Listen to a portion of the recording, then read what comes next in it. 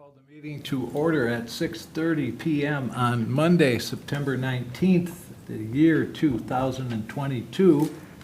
I would look for a motion to go into closed session. I'll make that motion. Thank you, Bruce. I can second that. Thank you, Megan. I think we need a roll call. That's right. Do I do that? Okay, Do that. all right. Fessler? I'm here. Mooney? Yes. Green? Yes. Fisher? Here. And President? Here. All right. We are in closed session. We'll reconnoiter across the street.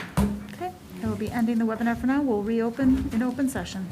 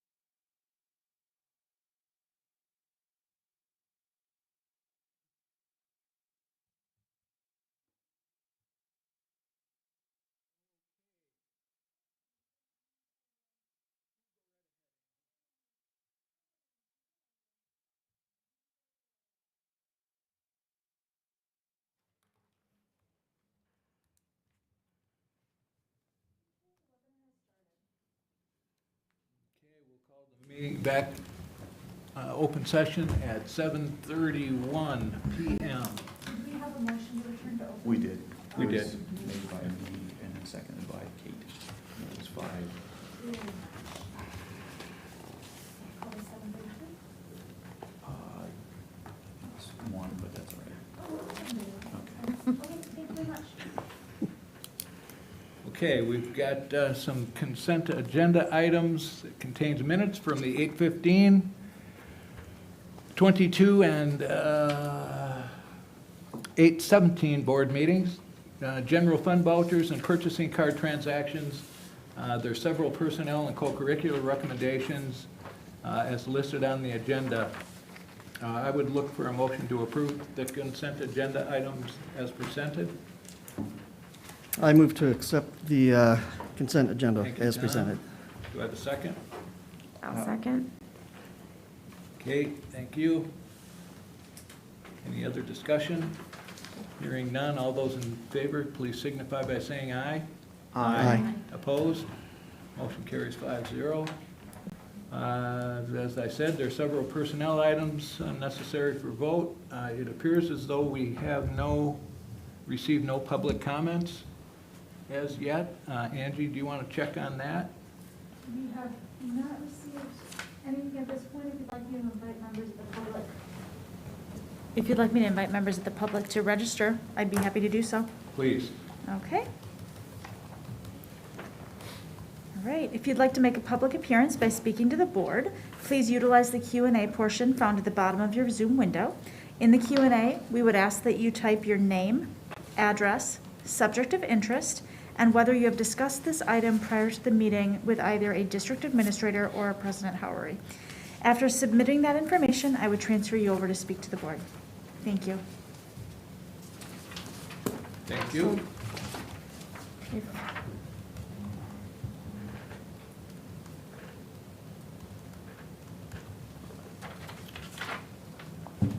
Okay.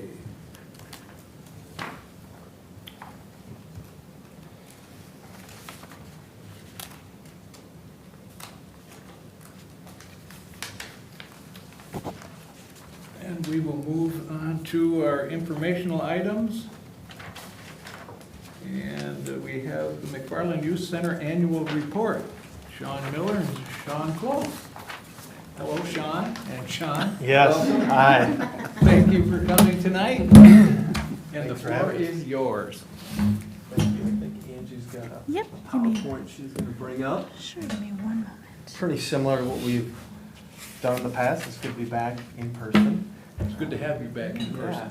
Yeah, thanks. Some new faces, some new roles here, so thanks for having us. And we'll go through a little intro on one of our slides, at least for Sean, but I'll just introduce myself. But for those that don't know me, I'm Sean Miller. I volunteer on the Youth Center Board of Directors since 2005, so it's a great organization to be a part of. Just getting organized right now. No problem.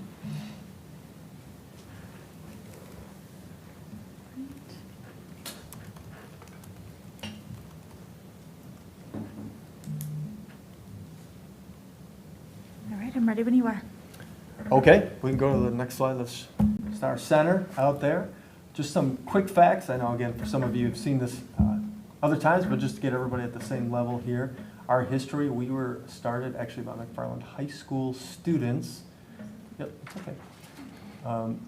Back in 1998, it's almost 25 years now.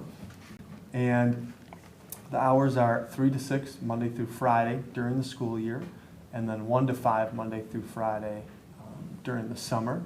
We are just for kids of middle school age, so from the day you leave 5th grade at Wabisa or wherever until the day you start high school, you're eligible to come to the McFarland Youth Center. We don't charge any fees. We're just a 501c3 nonprofit, and we just welcome anybody who wants to come and attend.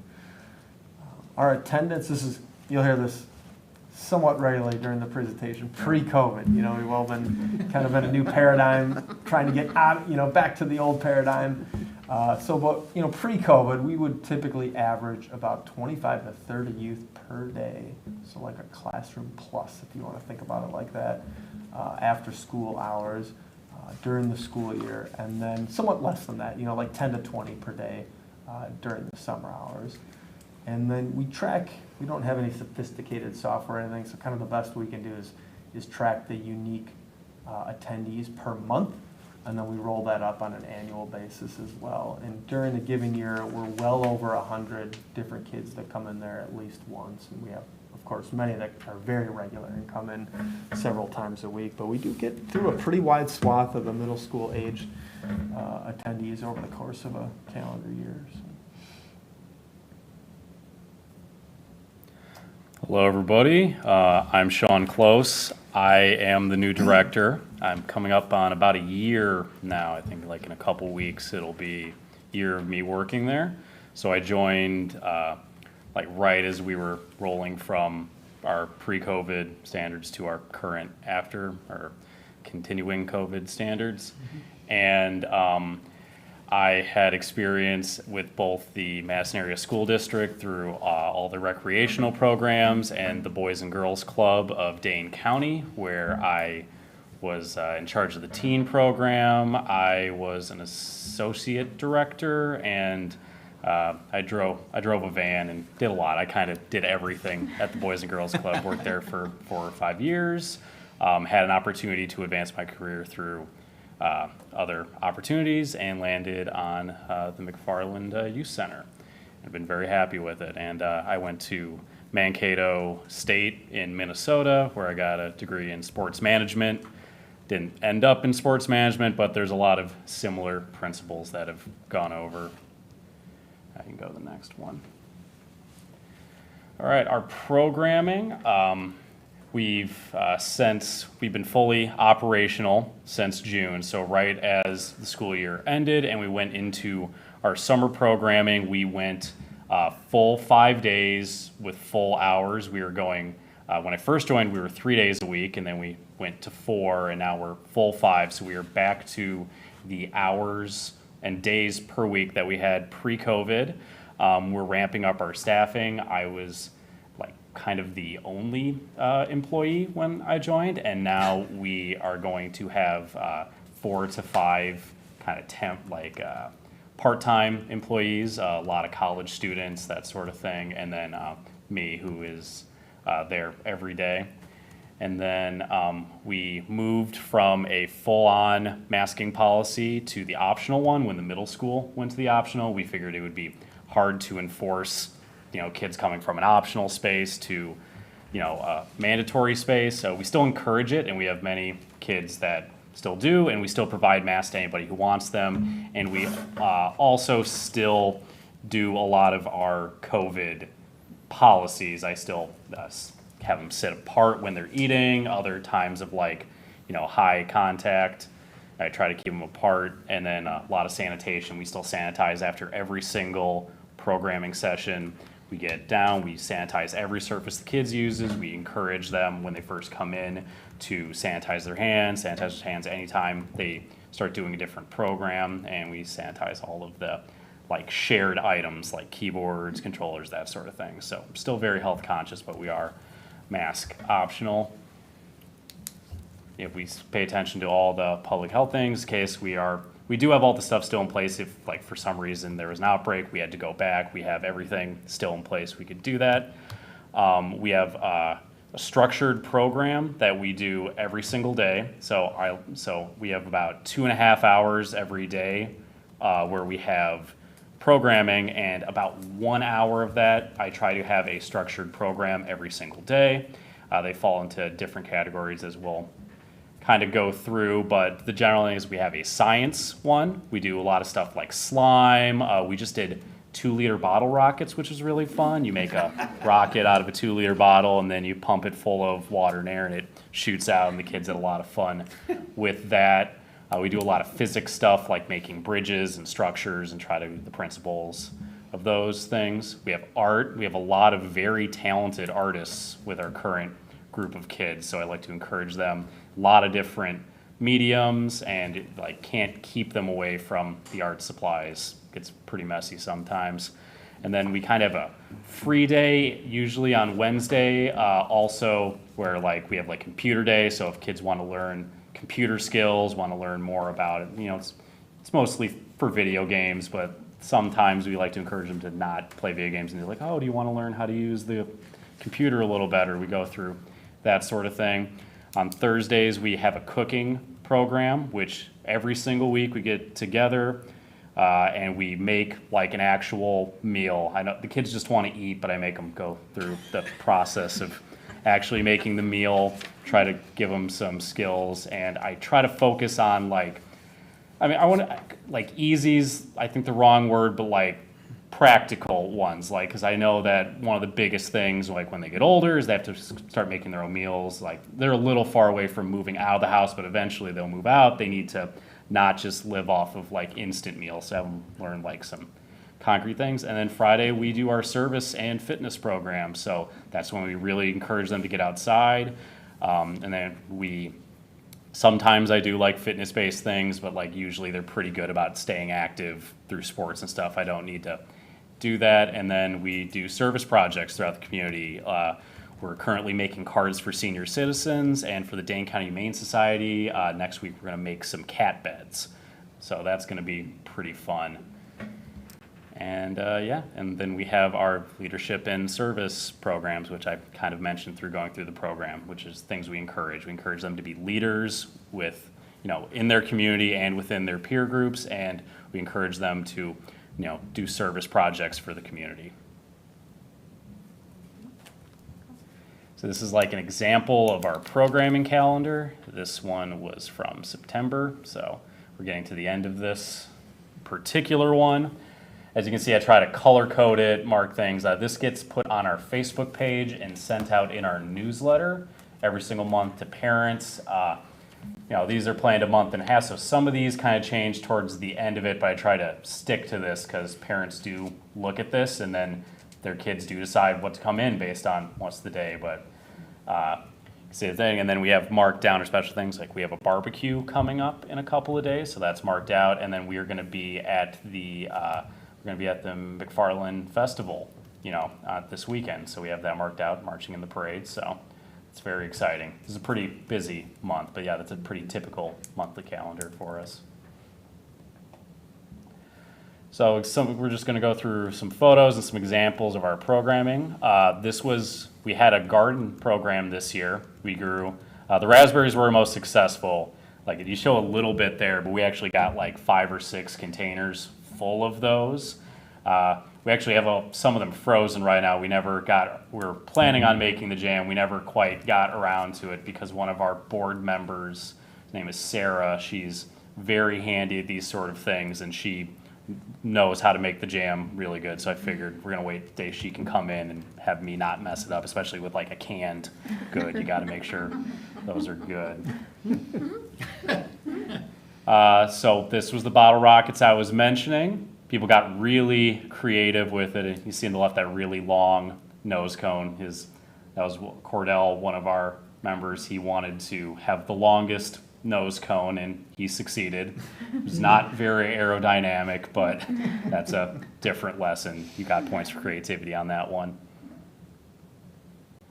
Cooking club, this was one of our simpler recipes, banana pudding. If you've ever been at any sort of potluck function, you've probably eaten or brought this dish. It's one of my go-tos whenever I have to bring a dish to something. But this one actually got a little messier than the photos did because that bowl actually tipped over about a minute after that. But we saved some, and the kids had a good time with that particular one. So this is an example of one of our service projects. This was picking up litter. This was at I think it was a drainage ravine near the youth center. There's so much trash there. Kids have actually been really good about going to these sorts of ones, and I thought that'd be hard to get kids to go out in the sun and pick up trash, but they seem to like the social aspect of it, and also we have those little grabbers and those seem to be what got the kids interested in, is being able to get the little grabber things. So it's been a pretty popular program of ours. We have field trips. This was our big one for the summer. We took a field trip to the Spartan Bowl, and we had about 22 kids for that particular field trip. So huge turnout. Staff was great. The kids had a good time. And yeah, that was also the #1 field trip request. I thought they would want something a lot harder to do, but they're all like, no, let's go bowling. So it's a great time. Magic the Gathering, which is a card game, it's pretty popular among, like more like nerdy people, myself included. But the kids really got into it over the summer. We had some people donate some cards. We bought some cards of our own and had them make their own decks and play each other. And we had a group of kids who every single day during the summer would play at least a couple games of Magic. And it was a nice thing because it teaches a lot of like stuff about math and strategy and all that stuff. So so the kids had a good time with all their little like orcs and goblins and stuff fighting each other, but there's some really good life lessons you can learn in anything that's competitive like that. So it's a good time. And I mentioned her earlier, one of our board members, Sarah, she lives on a farm and she brought in baby ducks one time and she's going to bring them again in a month or two. That was like one of the best days. Some of the kids have been asking me like every couple of weeks when the ducks are going to come back and all the baby chicks. They're very cute. And Sarah taught us how to like hold them on their back and they kind of like chill out, and it's a good time. Learn to hypnotize the ducklings. Yep, very bottom you can see them. And then we have a lot of sort of, I guess, rec room games that have been donated over the years. So we have ping pong, we have air hockey, we have shuffleboard, and the ping pong in particular gets very competitive. Yeah, you don't quite get the intensity in this, but they're like really into it, and it's really nice because ping pong's very accessible, and a lot of people can do it. You don't need to be a great athlete to play ping pong. Sometimes you get some of the games, the older kids kind of, run the smaller kids a little ragged, and in ping pong you can kind of even them up a little better, and they really get into it. Actually, one of our younger kids, Cordell, he is a 7th grader, and he's been the ping pong champ since he came in 6th grade. So it's very, very cool. And every month we choose a Youth of the Month. We have it announced in the IMMS, their monthly Student of the Month thing, where they allow us to also announce our Youth of the Month. And yeah, we've had some great winners. You see them holding cupcake. I try to get them like a little snack thing with it because I feel like it's a big deal. Make it special, and they get their own little thing, placard to take with them, and we put them on all of our social media and in our newsletter, trying to get them some recognition, and we do a little blurb about why they got it. And yeah, we had a different recipient every single month last year, so we have a lot of great kids that come there, so it's not just one person winning it every month. Get kind of boring. I could just interject for a second on that Youth of the Month. I think that's one where it really shows, part of the value of the youth center. I mean, some of these same kids will win the, traditional Student of the Month at IMS, but other kids, it's like the youth center is a forum where they can really flourish. They maybe have different personality, different skill sets at this age. And, maybe the traditional school, they're not quite there yet, but at a place like this, they blossom and grow and gain a little confidence, and it's really rewarding to see some of that recognized. Riker Swenson on the far right there, he had a lot of behavioral issues, and he worked on them very, very hard, and he won Youth of the Month for working with me and working with some of his issues, and he was so excited because he said he'd never won something like that before, so that was very gratifying. And who makes the nominations? You guys? Me and the staff. Okay. I try to have the staff get as much. Sometimes I gotta coax them because they don't like our current staff and staff we had before don't like judging the kids. I'm saying you're not judging them; you're trying to recognizing them. This was one of my favorite science activities we did. It's toothpick bridges. So we had toothpicks and we had marshmallows, so not very strong materials. And I said they has to span a gap, and I put a cup on top, and I saw how many Jolly Ranchers I could put in before the bridge collapsed. And however many I put in, you got to keep. So I think the winner got like 19. Yeah, I kind of regretted, I should have picked a heavier candy or something. It ended up being a lot of candy, but they had a good time. Yeah, just switching gears a little bit, our budget, don't expect everybody to be able to read this eye chart up there, but it's in your packets and electronically available. If people want to look through it, it's an open book. We like to be very transparent about it. We run on a calendar year as opposed to, you all running from July to July. So when I speak in terms of 2022, that's referring January to December of this year. So, some of our numbers are there. We are, of course, really, our staffing is a big cost for us. And in a way, I think that's good because that directly relates to the programming we could administer. We also have, overhead costs for the facility, for the utilities, things to support the facility, business type things, accounting, insurance, everything we need. Then, of course, we specifically target money every month for programming supplies and special trips and things of that nature. We are very grateful for the support of the school district. There's been a contribution to our budget from you all these past couple of years. In your, I think, annual budget, it's slated for $26,000 this year. So that's, again, very grateful for that. It really is one of those large donations, from our entities that help us go. And we would be hard pressed to continue without that type of support from you guys, from the village, from some of the other big supporters. So again, very appreciative of that. We haven't sat down for a formal budget review for next year yet. We'll be doing that in the next couple of months. But just kind of preliminary, kicking around some numbers. We think there'll be, a marginal increase. As everybody knows, a lot of costs are going up.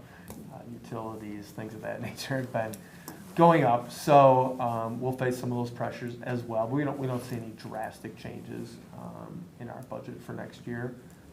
And feel free to reach out if you have more questions about this. And thank you. So just a kind of a slide here just to recognize again the partnership we've had between the school board and the youth center over the years since 1998, which is just crazy to think about, how long ago that is now. But in that time period, a rough back of the napkin calculation is, we're talking probably 20,000 hours of after-school activities that have been provided by the youth center for our community, for kids in those, really, unique times in middle school. We always say a little too old for maybe daycare or babysitting after school, but a little too young to be working or be on a high school team or, after-school curricular at the high school. So it's a real unique age where there's got to be a place for kids like that to have some positive outlets for their abilities and, constructive stuff. So we're happy to be a part of that puzzle in the community. We've had thousands of unique attendees over those years. We track what we call asset building hours, and there's a slide in the appendix if people want to learn more about that. And I think many of you are already familiar with it, but every hour that a kid spends, interacting positively with an adult peer or leading a peer group, we track all that stuff, and we think it's tens of thousands of hours at this point that have been injected into these kids that have come through our community. And I've been around long enough now where, like many of you, I see them as adults, from time to time in the community working at, one community bank or even, Pick and Save or somewhere else. It's like, oh, there's a face, Sometimes I don't always remember the name, but there's a face that, had an impact at the youth center. Now look at them, they're really a member of the community, and it's a very rewarding, fulfilling thing. Again, we are very grateful for the McFarland School District and school board support throughout the years. We have a couple of ex-youth center board members here. Craig was on our board for many, many years. And then, of course, Aaron, as middle school principal, was on our board for many years. And Jamie's now moved into that role as middle school principal, so we appreciate that. Jill Rundy from the middle schools on our youth center board for a long time, the guidance counselor there. And speaking of board members, if anybody is interested or knows somebody, pass along some names. We're always looking for new blood, and there's plenty of volunteer work to do. So if someone's got an itch for that, just let us know. So thank you. Any questions, comments? I do have some questions. Sure. Okay. Okay. Tom? Sean, Yes? both of you, we're coming off the pandemic. And a lot of organizations, associations, schools, and that had lessons learned during the pandemic that impacted how they're now operating. Can you share any lesson learned that you guys might have experienced that impacted any changes that you do at the youth center? Yeah, I guess one thing, we have noticed at a board level, kind of a macro level, is not to take our attendance for granted. That went way down during COVID. Some of it was us putting limits on it for what we perceived as safety reasons at the time. But now that we're coming out of it, we know we're gonna have to scratch and claw to get kids back. We have to do some recruiting at the middle school. We have to have some big events. Sean's got a movie night planned that will be coming up in October, some things like that to really get the word back out about the youth center and what it can provide, for the kids and the parents too, that peace of mind. So I think that's one thing, is don't take your attendance for granted. You gotta really still work at it. I think another lesson learned is just, to me, the tremendous community support. We could have been an organization that, like many, went by the wayside during COVID, but at all levels, literally from the federal government to, state money that I think ends up at the county level, and then to obviously local entities, just the support we've received, and from the everyday folks in the community who, there are some in this room that are very generous and make contributions to our Friends of the Youth Center program. I think that was a very rewarding thing to see, is that when times were tough and we didn't even have a lot of kids, the support was still there. People believed, in our mission and wanted to keep us going so we could come out of it at a time like now and still be there for the community. So just a couple quick ones off the top of my head.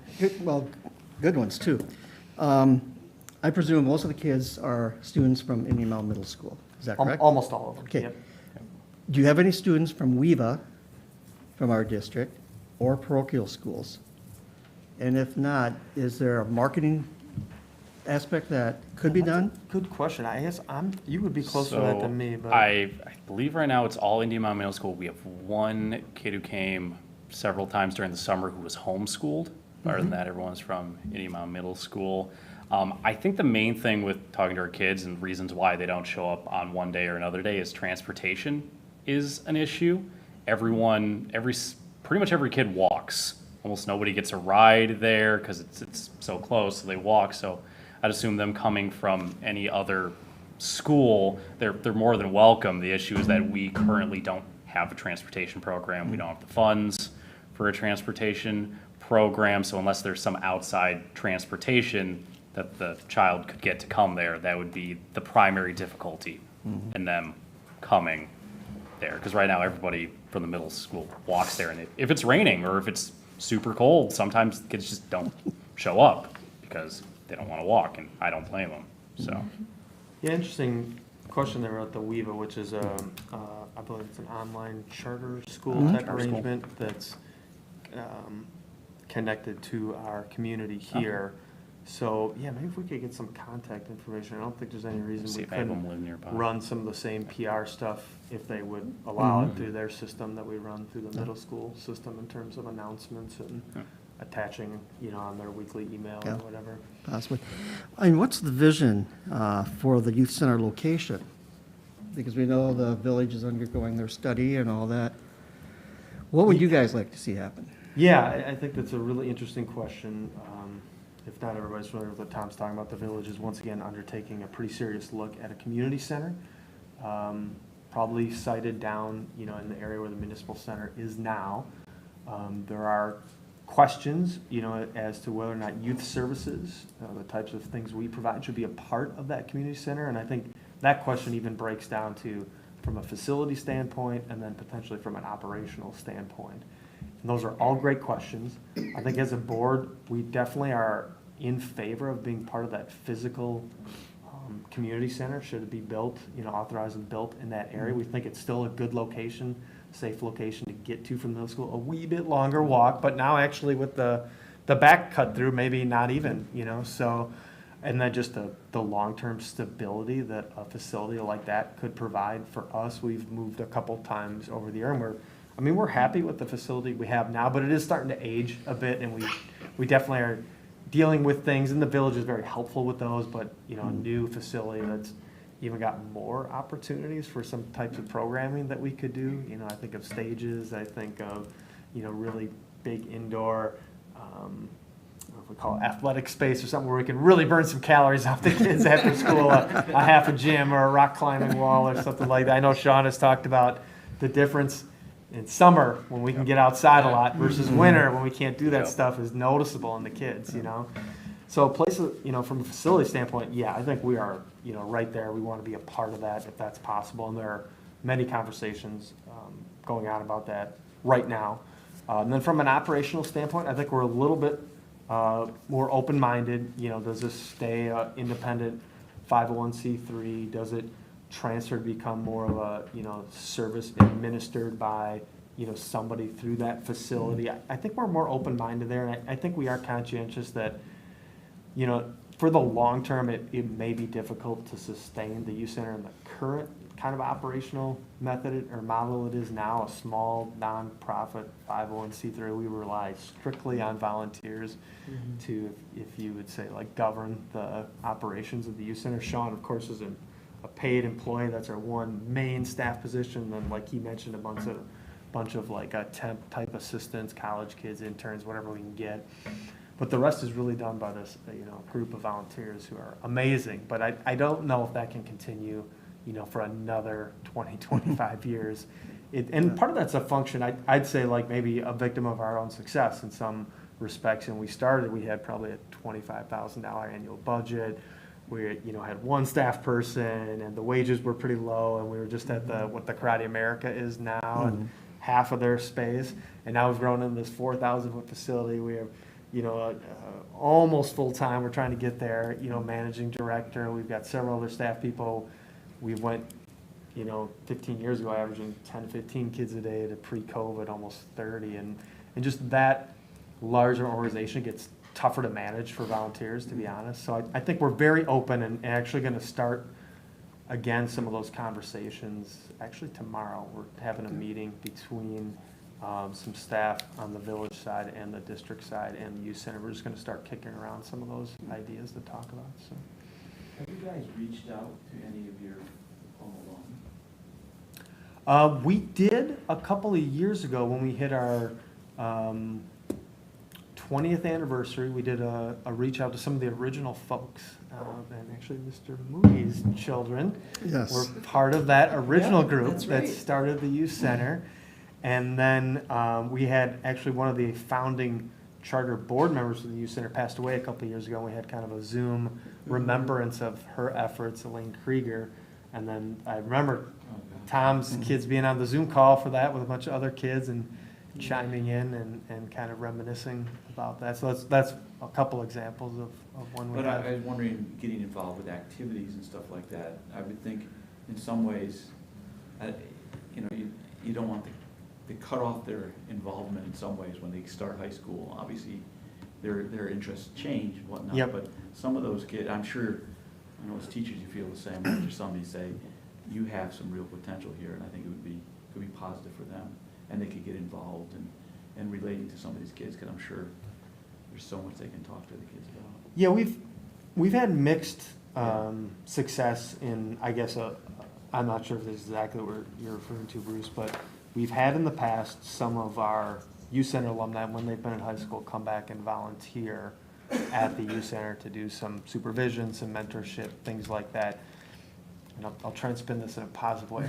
We think the best way to do that is to really focus on a couple of kids, maybe per semester or per year, and have them, I know Sean's working on that right now, actually, to identify them and have them come down to contribute, in that way. If the massive kids in the high school gets to be too big that are down there, then it kind of becomes its own thing, within the parallel universe of the youth center. But yeah, we think, a couple of kids per year, per semester, that right what you're saying, that can be very valuable. I think you guys should be proud of yourselves. I mean, I've observed the growth of the youth center, and it's because of the leaders that you've had facilitating the youth center, but also the board.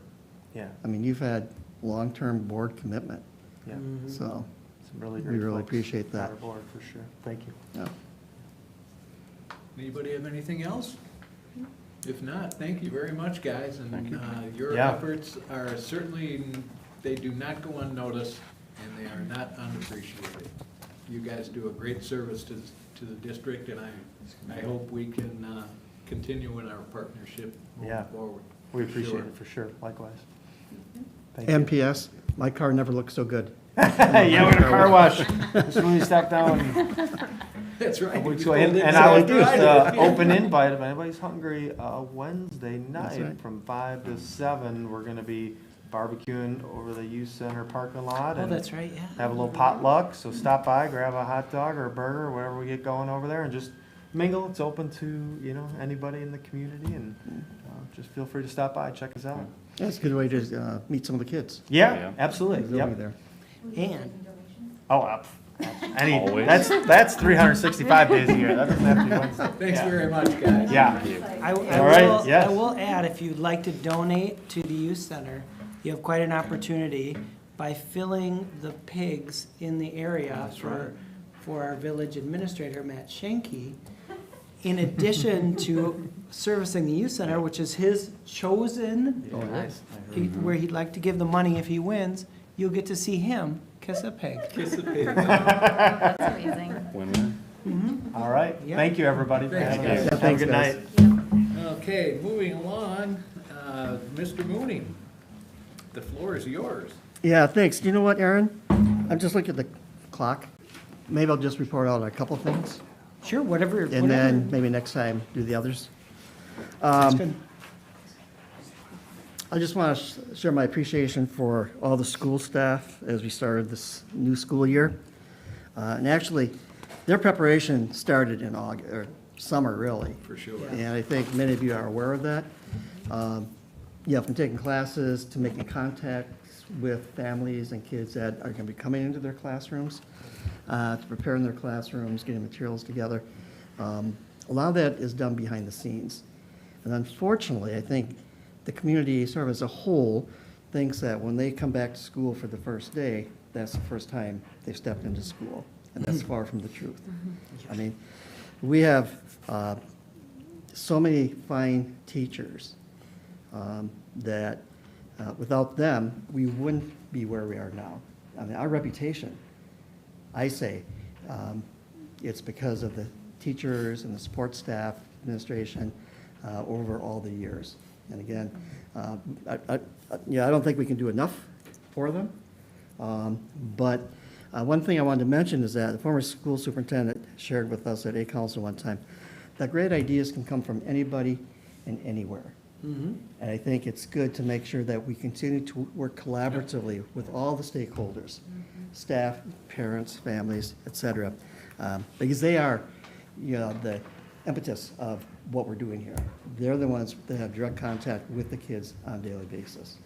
We like to sort of know what's going on, but they're the ones that are experiencing it every day. So thanks to the teaching staff. Secondly, I was able to go walk through all the buildings a couple weeks ago. And when I was going through, I tried to ask this one question to staff, if they sort of had prep time, or I saw them in the hall and they weren't busy. What's one thing you'd like me to know? Now, many staff, they were caught off guard. They couldn't think of anything. I think it's just because the start of the school year and all that. But some staff did respond, and I provide those responses to the building principals, so they have an idea what staff were saying. Overall, very positive comments. I think part of it's because this new school year started so successfully. But just a couple things. When I came to the high school here, I went to the DECA, the business department in the front, and talked to her, not Virginia, Ginger. Ginger. And she had one of my former students show me around. What a great place that is. I had no idea, Isn't that something? because I hadn't been in that place, Isn't that something? in that location yet. Likewise, I went upstairs to the student center. Yeah. I've been in there multiple times, but never with kids in it. Oh, sure. Yeah, because it was always in the evening or something. So that was remarkable, just to see all the different pods of kids working together and the support staff helping them through their things. Staff new to our district are really eager and thankful to be part of our fine organization. You know, again, we always find room to improve, though. The professional development days, and we have quite a few of them throughout the school year. They appreciate the way we've been able to differentiate and provide options to choices to teachers, because, as I would always say, no one model fits the needs of all the teachers. So I think we can continue to do that. The concept of teaming with colleagues is so valuable with the new staff. I mean, the veteran staff appreciate it, but there's one thing that the newer staff mentioned. You know, they can't believe the level of support that they receive from their colleagues. And then last, this came from the food service, one of the kitchens. They were concerned that there might be students that could apply for free and reduced, but they aren't, and for a number of reasons. And from my experience here, yeah, there's always families that could take advantage of it, but they don't. Yeah, it'd be nice if you could capture those families sometime. There's just seems to be a stigma attached to Yes. free and discounted that some parents are very uncomfortable taking advantage of, and it's really unfortunate. And I certainly understand that. Sure. But I think it's hard to see some of these kids come through and, you know, they may not have money to get a, solid lunch. And I know there's strategies that we use as a district, sir, to pick those up. And I think it's just a universal problem. But we do know that if kids are hungry, they won't be learning as much as they could. So, so that was my walkthrough. And then one other thing, let me just give you an update on the WEVA board. We met last week. They're adding a family council representative and staff advisory representative to the board to increase our shared governance. So that's going to be new. They have retained attorneys Renning, Lewis, and Lacey. Shane Lewis is part of that group, because the open enrollment charter schools, they require so much specificity that they need very knowledgeable attorneys. And even though Shanna is our attorney also, they feel there's no conflict of interest. They're working on new protocols and policies for early entrance into kindergarten. Again, as we know, you have to be filed by September 1st. Just from my experience working here, though, some parents would apply for early entrance to a PROCA school, non-public school, charter school, with anticipation that the child would enter kindergarten at 4 and then transfer to the public school as a first grader, without realizing we also have early entrance to first grade. So I just want to make sure that parents are doing that. Yeah. The anticipated student enrollment, they think will exceed 3,200 students this year, which is phenomenal. The WEVA Alternative High School probably will be requesting to raise their enrollment cap from 200 students to something above that. They're nearing 800 students in the K-12 special programs. So you can see different options they've that grown a bunch. significantly. WEVA can hire Wisconsin certified teachers, and they can live anywhere in the country, well, all of the country also, as long as they're certified in Wisconsin, and they do have teachers doing that. There are several times each year when all the WEVA teachers meet face-to-face, and that's quite monumental for them to get everyone together, but they do that. They're continuing to implement their strategic plan. The annual WEVA board retreat scheduled for November, and they have 19 family picnics coming up, I think Friday, and one virtual. So in 20 locations throughout the state. And the one in the Mass area will be at Vilas Park, which I hope to be able to stop over by. And then each month, at the end of the meeting, director's meeting, there's a celebration. And this month, it was presented by the K-5 elementary principal. And she talked about their professional development that took place over 4 days, I think in August, on developmental designs, with the focus on building strong relationships, giving students a voice, building that sense of community, social contracts in the classroom and school-wide. Very similar to what we do right here. That is so far there's- beyond what it was It is. just 5 or 6 years ago. They are. But there's a lot of That's parallel incredible. things going on now, which is good for kids, I think. So, that's it. All right, thank you, Tom. Thanks, Tom. Thanks, Tom. Aaron, the floor is yours. We've got an update on the strategic planning process. I'd like to just make a proposal, if you wouldn't mind. Please do. Could we possibly take action on the MHS International Trip Program travel request? Thank you. Why? I would like to move that off the agenda. You're so kind. Well, Sure. I think Mr. that'd be Mahoney was fine, looking right? out for you too. We're good. That'd be Angie. okay? Yeah. Yes, thank you. Tell us That's about awesome. tell us about your Thank you. upcoming trip. All right, I am here to officially request approval for the next international trip. We went this past summer to London, the Loire Valley, to the beaches of Normandy, and to Paris. We took 61 students and 7 teachers, so there were 68 of us that traveled together for 10 days in Europe. And these kids worked hard and waited a long time for this trip. We were supposed to have traveled in Yeah. 2020, and then, of course, the world kind of exploded, and we ended up going this past summer, and it was phenomenal. The kids were very well behaved. We didn't have a single issue. It was great. It was it was exciting to see. One of the girls came back, and they had learned how to navigate the subway system in Paris and read the maps. And her mom messaged me and said they went on a family trip to New York City afterwards, and the daughter led the whole family because she knew what she was doing because Nice. she had done it with us. And with the death of the Queen the last few weeks, we've had kids popping in and saying, "Oh, I saw the funeral was in Westminster Abbey. Like I stood there, and I know where that is, and I saw that." And it's really cool for them to be able to have those experiences. So the next trip, actually was very cool this summer. The entire social studies department went on the trip as the chaperones. So it was kind of fun to do as a department together. And we kind of surveyed students to see where they wanted to go and worked with our travel company. This would be our 4th international trip that we've taken since I came here in 2014. And what's I think is unique about this trip or nice about this trip is that it's open to any student in the high school. So you don't have to be in music, you don't have to be in a foreign language, it's open to any student in the school. So we have chosen Greece and Italy as the next trip. Matt Levin and I did this trip for the first trip, so I have been there. We would go in July 8th to the 16th of 2024. We try to alternate our trips every 2 years so students can do fundraising and things and make it more available to more students, and we've always worked to go opposite years of the music trip. So the music kids will go in 2023, and then we will go in 2024, so that kids don't have to feel the pressure of choosing one or the other. I think you all have the itinerary for this trip. So we go to Athens, and we do all the cool things there, the Parthenon, the Acropolis, the Plaka, the stadium, and then students take an overnight ferry. So they sleep on a ship.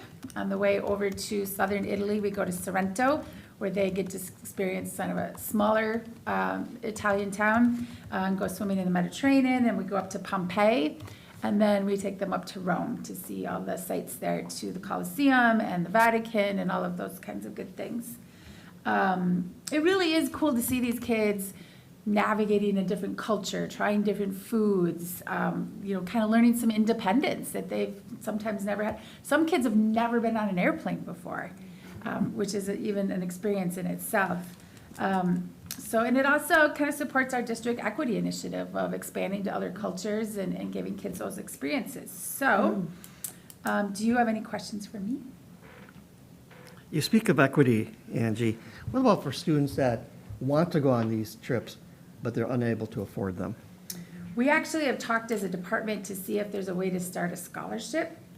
I don't know what that would look like, but we talked as a department about that very question this summer about how do we make these trips more available to all students. We do offer lots of different fundraising opportunities to try to help them, from candy bars to the Taste of Madison and Bratfest, and lots of individual things that kids can do. And that's also one of the reasons we go 2 years, so they have 2 whole years to choose to work if they would like to, or do those kinds of things. But we have, tossed around the idea of how could we establish some sort of scholarship where we could do bigger fundraisers as a whole, or if the community wanted to donate to, there'd have to be a process, how that scholarship would be applied. But it is a conversation we've had. Have you ever considered asking the community if they'd be willing to sponsor a student? That conversation came up. I don't know how that works, so, I mean, we're definitely not against it at all. I just, would have to work with you all or with Yeah. Mr. Turniture It to wouldn't be figure out how that would work, but yeah, we're definitely not against that at all. If it makes it more available to other students, absolutely. Anybody else has any questions, comments for Angie? We're kind of hoping to do Greece and Italy in 2024 and then alternate and do South America for the one after that. And then kind of, so kids have the opportunity to see Europe, but also to see a different part of the world that we've never done before.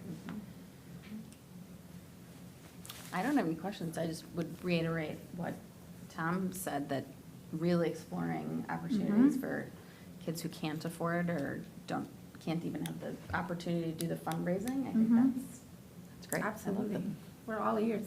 community partnership idea. Anything else? Thank you.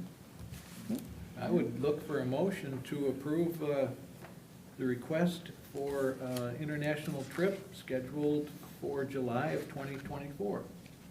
So moved. Thank you, Tom. I'll second. Kate, any other discussion? Hearing none, all those in favor, please signify by saying aye. Aye. Aye. Opposed? Motion carries 5-0. Angie, You're do excused. your thing. You can all come chaperone. Do your thing. Thank you very much. You Yep. bet. Thank you, Angie. Okay, All right, thank you. Aaron. Thank you. Strategic planning process update. Today was the first listening session. It went really well. The first of 4. So the way that works, it's on Zoom. And I start it and welcome people and thank them. And then I turn it over to Joe Schrader, who runs the SWOT analysis. So strength, weakness, opportunity, threats are the things that they discuss. He will create some themes from that will be used for the committee coming up. We ended up having 61 people signed up for a listening session and 31 signed up for the committee, although that may change. Those, I'm open if people still want to join the committee or a listening session as well. But we're looking for, kind of 20 to 40 people for the committee, so we're right in there.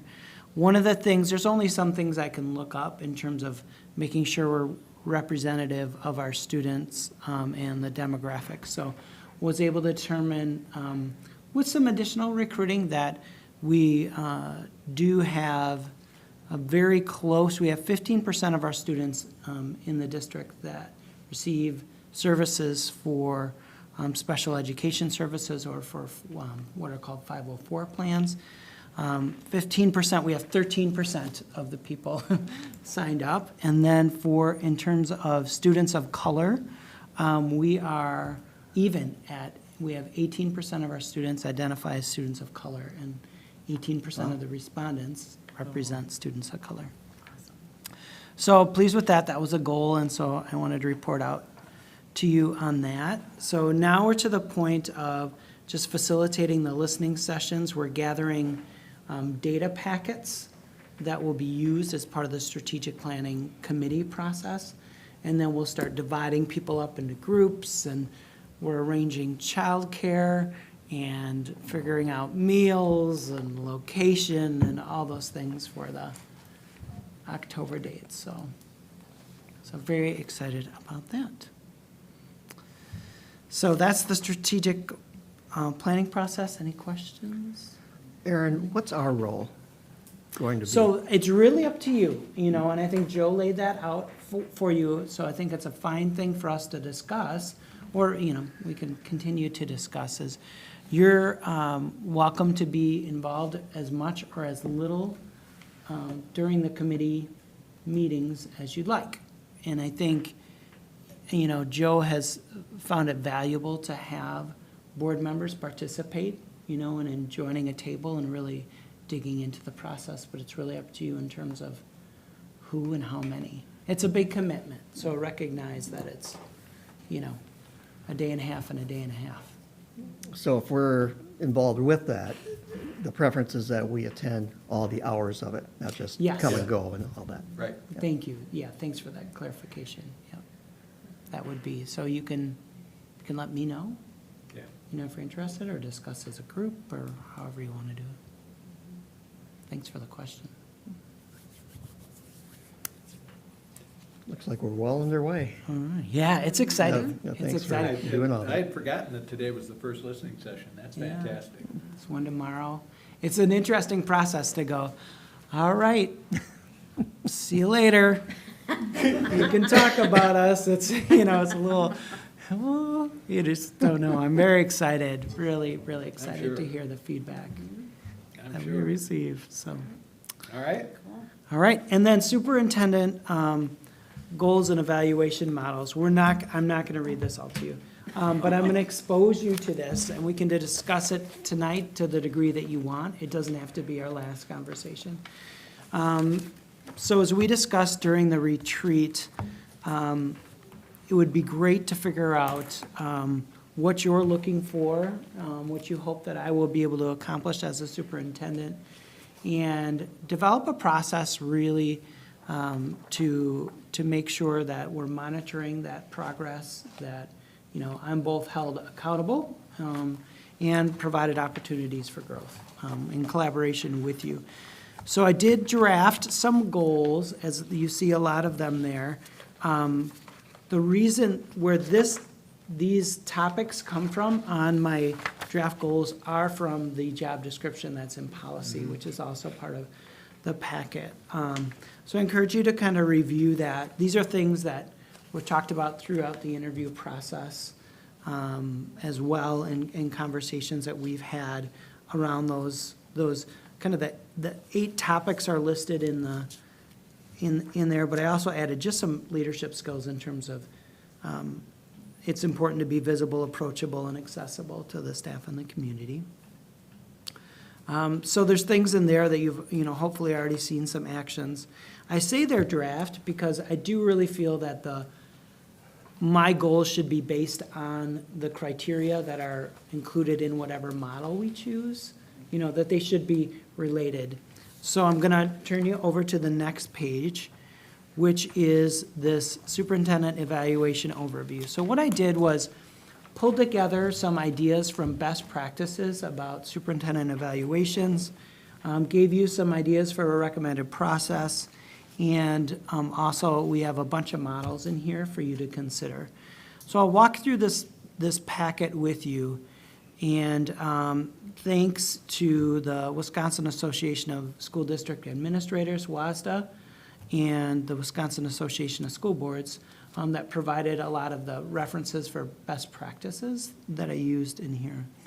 So part of it, ultimately, the purpose of this evaluation is to determine the extent to which I'm effective in meeting the goals of the district and to hold me accountable for my performance. That's really the purpose. Yes, go ahead. It is also to promote growth also. Yes. Not just past performance, but how can we help you reach the next level? Yeah, move forward, right? So part of that is a growth mindset that's included in some of these best practices. So it talks about, the content really should be aligned with our vision, mission, and values. And, what are some of our priority areas? There are standards that are laid out. They should align with the standard, as well as what is, our district policies say. And that's 1230 that's laid out there and included in your packet, responsibilities of the school district administrator. As Tom mentioned, the best practice is that it's a growth model, so there's short and long-term perspective with a continuous growth approach. Really, the board members lead with the entire board being engaged versus just the president kind of being involved in that process. So everybody's involved in that. And the goals, objective, and expectations, one of the things that's really important we do with principals, we do with teachers and support staff, is being very clear about what the expectations are and what success looks like.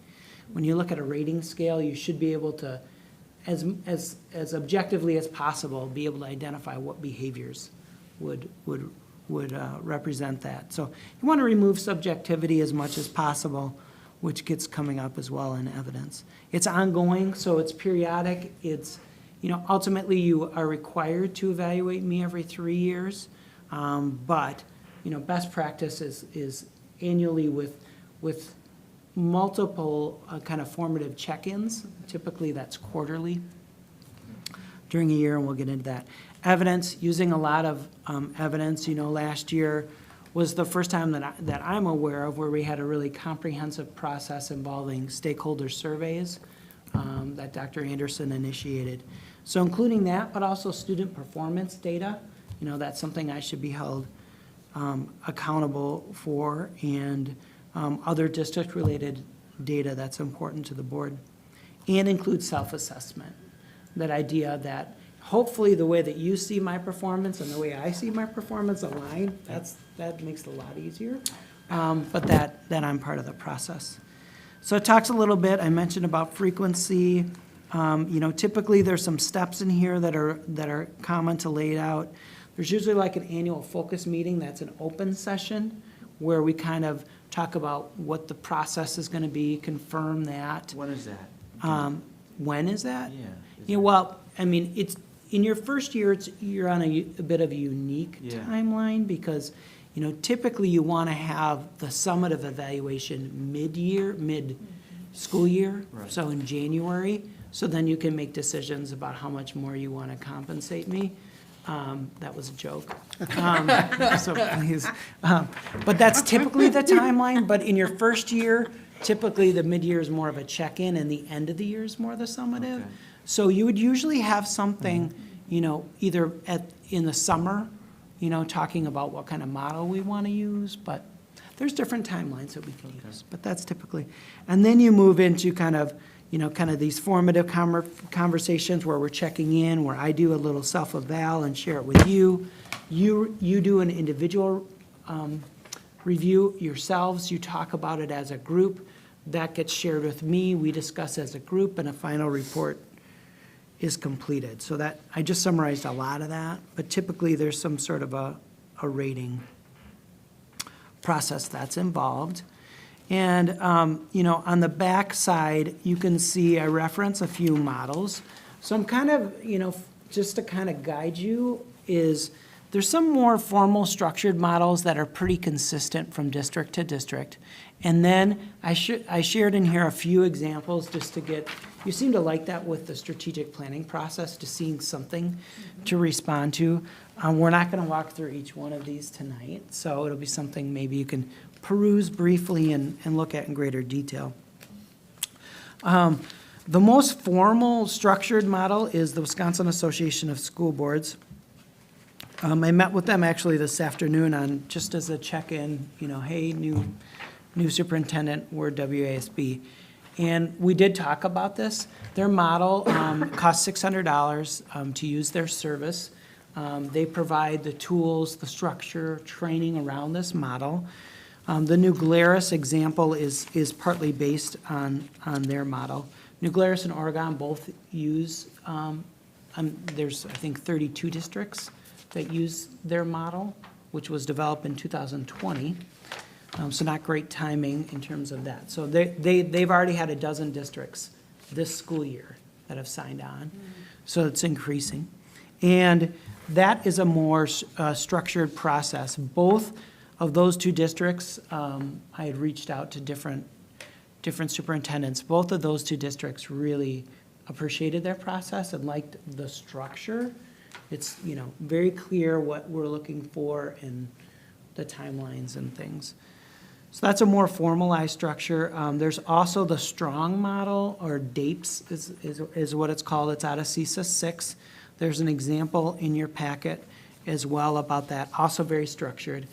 The difference with that model is that's a different learning platform. They use My Learning Plan, which our district does not use. So our district uses the Danielson framework versus the CISA 6 framework, which is the STRONG model. But it's still a widely used model and well-supported, aligned to the standards as well. And then you'll see some more kind of customizable sort of models, some homegrown ones. You'll see some similarities between them. Sometimes the categories vary, you know, are you gonna have 4, you're gonna have 3, you're gonna have needs improvement, exceeds, meets. Typically, the standards are the administrative standards. Those are pretty consistent, you'll see from form to form. The structure looks a little different, so some of that might be more appealing to you in terms of kind of formatting and things, or maybe you don't care at all, you know, because it's pretty much the same kind of, you do care, okay, good. Because the structure, some people are more appealed to charts and things and some to others, so. And then I included, you know, WASDA doesn't, the Wisconsin Association of School District Administrators doesn't have a preferred model. They shared a couple models that are at the end of the packet that they've come across in different districts Do they charge a fee? as well. No, this is just a form, like we could adopt this and alter it and use it. They don't give you a process the Yeah, way that yeah. WASB does. Is that a one-time fee, Aaron?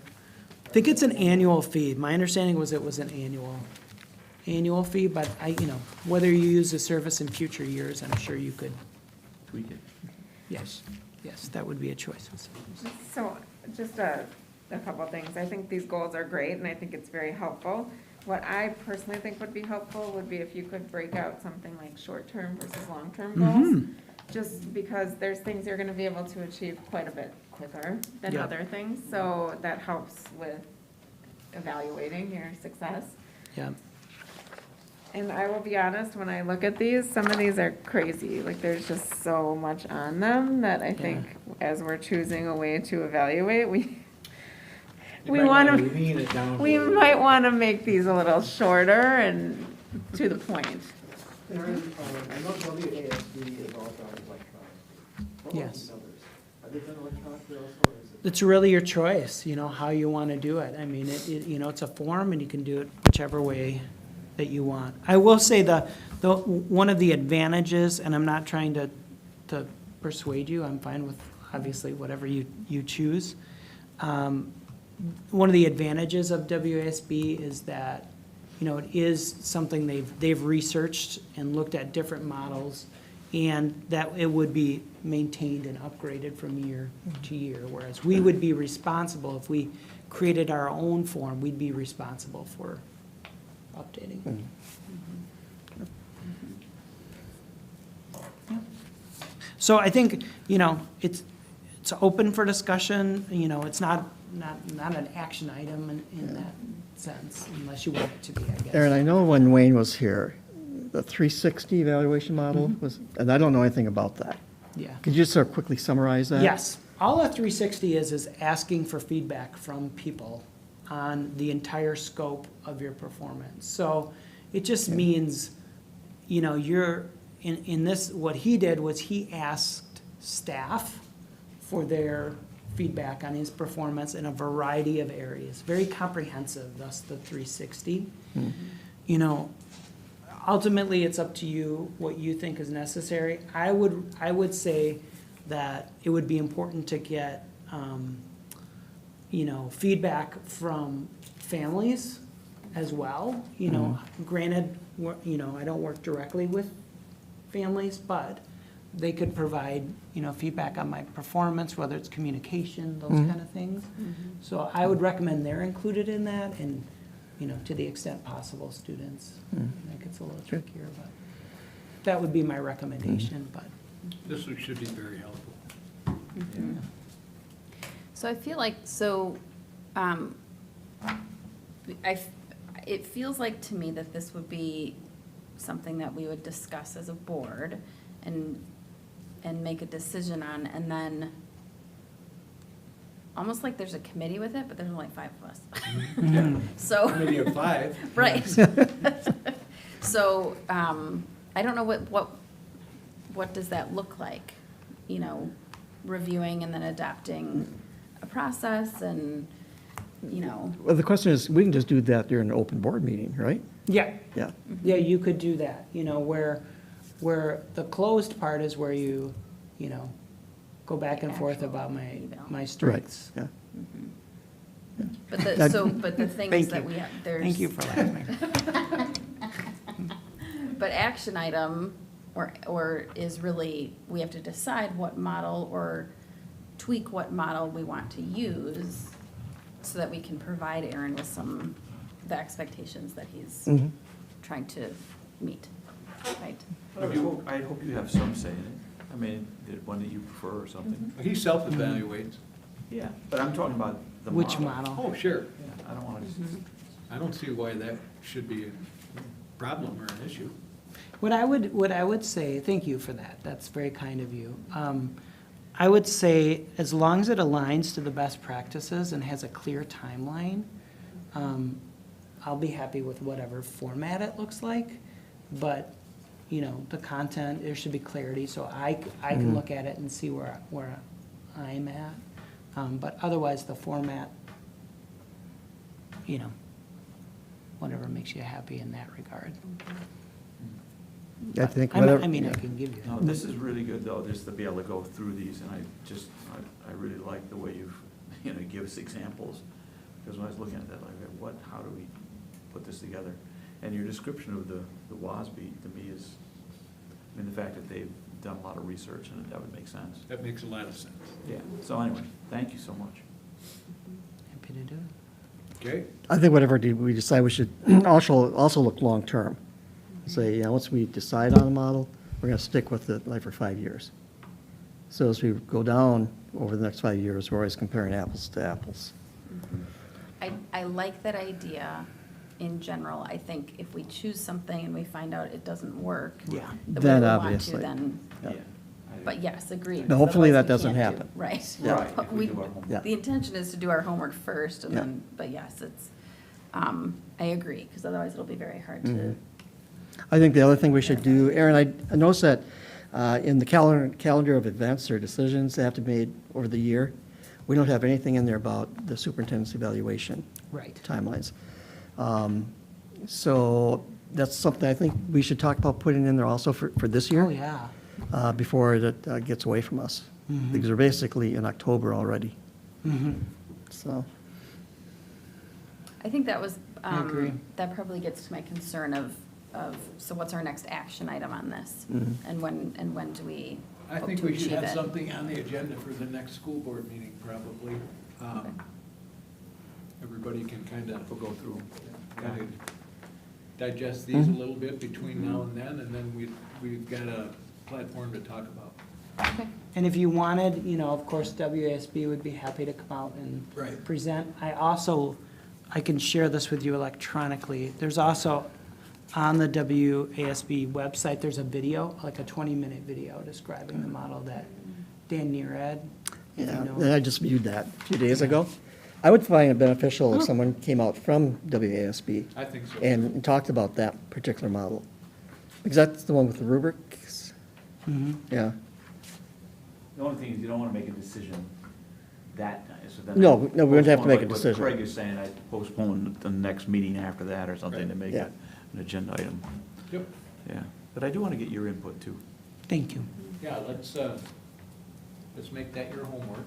I think it's good. Everyone review the various and sundry superintendent evaluation forms, and we'll talk about it and see if we can hammer out at least a plan, and then we can talk about timeframes and deadlines and such from there. I don't think we're under any pressure to get this done right away, because I think some of the research I've read, Aaron, is that for the first year, sort of like the honeymoon period anyway, Oh, so. when does that start? When does It has already really? started, by the way, yeah. But I don't think we have to make a decision like within No. a month or Right. anything like that. I mean, I know I stepped away for a minute, but these are all good, and I think we should look at these. But one thing I'm gonna say as a non-education person is that so much of what gets put in front of me on this board has way too much information that no one can understand that doesn't work in education, and that's irritating to me. And I think that if we're focusing on something that's so important here, we need to make sure that the people who are evaluating understand what they're evaluating. Exactly. And when I look at half this stuff, I'm like, it annoys me just looking at it. Yeah. So I want us I was to afraid think that was about gonna that. happen. Well, it's true. And no offense to you guys, but I just think so much is so wordy, and we Kate, need to. It's an assumption you're making that I would pretty much agree with you. Okay. It's very So verbose. I would really like to use these as a great guide, and we can discuss them further, and I think they hold a lot of important information. But I want to not get away from the fact that the people doing this evaluation should understand what we're evaluating, and Well this said. is And I, a lot. and I certainly understand that, Kate. I think maybe less is more. You know, It sure can be. so, yeah. Just look at some large organizations' mission and. I know. You know, their strategic plans, and they might be 2 pages. And- And you sit and read them and you go, I don't really need any more. You know, you don't have to just, you know, kill yourself with. I think sometimes we think that when it looks like this, then it's more important, and I just, Yeah. And to your point, I mean, right now on our board, we have a lot of education background represented, and that might not always be the case. So to your point, it That's has true. to be digestible for us non-educated. There's an We lay- assumption, for there's we an lay assumption folks. there that those who are in education, like some of the educational jargon. I know what you're I'm gonna not say. sure that is true. All right, we got anything Okay, else? also We- a fair point. I think, yeah, Bruce has asked, you know, you should be part of that decision. What if you just came back next time, you know, list your 3 preferences? You know? We'll do whatever Sort of you want. screen out some of this. But does that make sense if you're gonna end up having WASB come in and make a presentation ahead of time? Yeah, do we want to do that? Is Yeah, that I gonna- wouldn't That- do it that- if you'd already chosen 3. Is WASB one of the ones that you think? Yeah, I think it's definitely worth exploring. Yeah. Okay. I mean, people that I hold in high regard are Well, Why don't we, having why don't positive we bring somebody in experiences then? Yeah. Can you do that? Yeah, we can do that. I mean, is that what that 20-minute video is, kind of? Yes and no. I Yes and mean, no. There's no chance to ask questions and things. Right. Like I think True. Kate's point would be something to share, to say like, Yeah. you know, this can't be written for educators. How can we simplify the process and make it clear? And I think what they would say is, you pick a couple of areas to focus on and make sure the language is understandable to everybody or something. I don't know. So that's the advantage of having a human 3-sentence maximum. come in. It's true. Yeah. Well, I did not meet All right. that. Shall we move on? Yes. Discussion of school board retreat and board Yeah. working agreements. So I printed off I printed this off earlier during the meeting. But here's the draft working agreements. Basically, I got kind of a thumbs up. I mean, it's not something that's an action item, but I had gotten a thumbs up from you that you felt like I captured what we Thanks. discussed during our posted activity, right? So, and I just thought, I'd put this on the agenda once, just to kind of affirm these, and then if there was anything you guys wanted to share about the retreat experience, in this setting, that would be fine as well. So I just kind of had this on the agenda, both to affirm these agreements, and then if there's anything else you wanted to share about the retreat. I have a question. I'm just wondering, could a number 5 be, am I allowed to?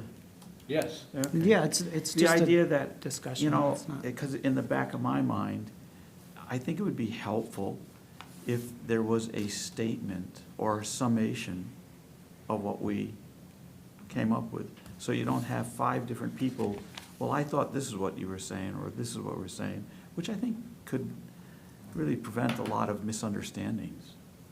Does that make sense? Do you mean like a board mission statement? No, not a mission No? statement. I'm just talking about when we talk, I guess is what I'm looking at. You know, in other words, could someone kind of summarize? I don't know. I guess we listen, we remain open-minded, we speak respectfully, we set goals, we hold ourselves accountable, we're prepared for decisions. in other words, and then we have the collaborative relationships, but what was the decision that we came to, and something? Is that something that we should explore? So like clarity on decisions? I think clarity and how is very it will be important. communicated or Yeah, something? because I think it's very possible for people to come up with, well, I saw it as this, and someone saw it as that, and all of a sudden, you end up having these, I don't know. Things can be left to interpretation. Yes. I agree. And I don't think that's unhealthy necessarily. Doesn't But I have think to be. we have to, at the end of the day, we need to be clear about exactly what this means to us. Right. Yeah. But Bruce, are you talking about any decisions that we make? Not, Yeah, I think- Not the protocol for the working agreements? No, yeah. I guess I don't know that I still fully understand what you're trying to get at. But I viewed these as way of how we're, the 5 of us going, and 6 of us, including Aaron, are going to work together in our relationship to the school district. So I guess I don't know. Well, I mean, I think sometimes decisions are made and things that are done, and we could have followed 1, 2, 3, and 4 perfectly, and yet I'm not sure we would be speaking with one voice at the end. And I think it's sometimes maybe important to have someone try to help. Do I understand this is, I guess that's what I'm So we want to know what the outcome of all that was. right.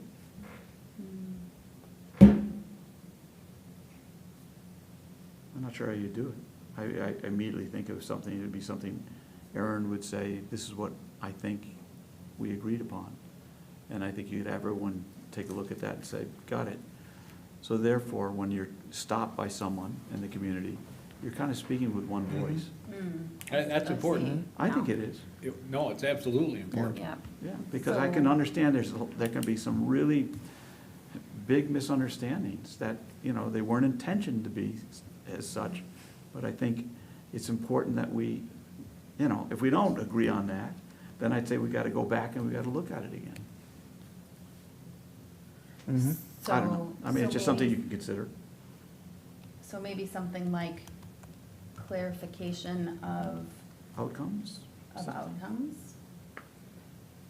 Because I think you said, Tom, sometimes we're not always going to agree, Right. but there is probably a message that we will agree Or on. consensus, perhaps? Yeah. Maybe the word, I don't know. But don't you think that when we vote on the action items, that is the consensus, that is the message that we We do. deliver? Unless Perhaps. maybe what, maybe, and correct me if I'm wrong, but maybe it's that what we think we're voting on isn't Possibly. clarified? Possibly, but, I'm thinking of like the US Supreme Court. There's always, someone would mention the ones who were, opposed to the majority. There might be just a little, this is what they were saying, and you leave it at that. As opposed to, I don't know, I mean, I just think there's always that possibility of a misunderstanding, and I think it's better to, be very open about it and be clear. I don't know. I like what you're suggesting, because that will improve upon what we do That's what I as a think. group. And I think these are great. I really like them, and all of a sudden I just start thinking like, yeah, but, you could say there was a minority, you wouldn't have to say there was 2 votes or there's whatever, but this was brought up. And you just leave it at that. People agree with that. I'm not Well, that sure. brings up a whole nother issue that I've always had, but Sorry. I'm not going to get into that. As far as what is recorded in the minutes, but that has been, that ship sailed last time, so. Yeah, that will sail again if you'd like. So we will be, we will be clearer about the decisions we make or the outcomes of our I think the decisions? outcomes, yeah, just clarify the outcomes of the discussions and make sure that we all, in general, agree with what's down. Yeah. We don't have to all agree. Right. Yes. Or that we agree with the process that was followed. Yeah, that's And true. understand I think that's as important. For each what, individual. and understand what the decision means, even if we don't agree with it. Right. Correct. And Tom was Okay. alluding to that. yeah. Yep, okay. Yep. I got something. I understand. Yeah, I like the Supreme Court analogy too. Because there's always a minority, Yeah, there's- you know, there is. there's a minority that writes, and that clarifies things. But once dissenting again, opinion. take a look at the history of our votes. Yeah. There have been very few no Oh, yeah. votes. I agree. We managed to find consensus most times. Okay, I would say, if there's no further discussion on that, I'd have comments about it that I'd like to share. please do. And I mean, these are probably things we already shared in the retreat, but just for, you know, the public's Yeah. perspective. The experience was really, really,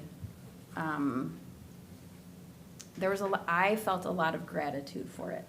I think the group here, I mean, it really affirmed what I already knew, but that this group here in this room is really, really dedicated to McFarland and making it better and continuing doing well what we do well and improving what needs to be improved upon. And that was, and everyone was like respectful and just, I think we work well together and it was a really great experience. Well, I appreciate that, and I think it was productive. Mm-hmm. I agree that we've got a dynamite board here that can find a way to work together. We don't all agree all the time, you know? But I think at the end of the day, we all make decisions based on what's best for our kids. So as long as we keep that in mind, I don't think we can go wrong. Okay. As I mentioned, we accomplished more in the last retreat than we have in 2 or 3 or 4 retreats together. I think so. From what I've done in the past. I would not disagree with that. But saying that, we have a lot more to do also. True. And I would advocate that we do schedule another board retreat 9. sometime mid-year. Mm-hmm. We're moving. Aaron? District Administrator's Report. Oh, boy. That's you. No, just kidding. Yeah, I've just been soaking in all that sappy good stuff. All right, recognitions. You know, Here we the go. start of the school year, this month is a very important time for our new staff. So, you know, I know we talk about our mentors often, but I really wanted to highlight our mentors because the real work of being a mentor is not in August. That starts it, that you're developing a relationship. The real work is, I've got this kid in my class, I'm not sure what to do, what do you think? Or this lesson went great and you celebrate together. So just wanted to give a special appreciation to our mentors who have welcomed and supported our new staff, and especially Mark Hoyer, who, you know, focuses on staff who are new to the How profession. large is that group? How many mentors do you I don't have? know, I Ish. don't know how big his group is, typically 8 or 9, isn't it? That Mark serves directly, is that what you mean? Oh, you know, new to the profession? Oh, I don't think it's that many, because he'll stay with them more than 1 year. Yeah, Okay. about that. Cool. The majority I know of Mark's our been at it. veteran staff, the majority of staff Right. that are new are veteran staff. And unbiased Timberly. I just need to give an unbiased view of Timberly. The first year, I have not been to Timberly in my career here, besides when we didn't get to go to Timberly. So our 6th grade staff do such an amazing job. And there's so many other staff that are involved. The 6th grade core teachers really lead that work, but there's tons of people involved across the gamut, including, you know, Brett and Jamie as administrators, they're heavily involved.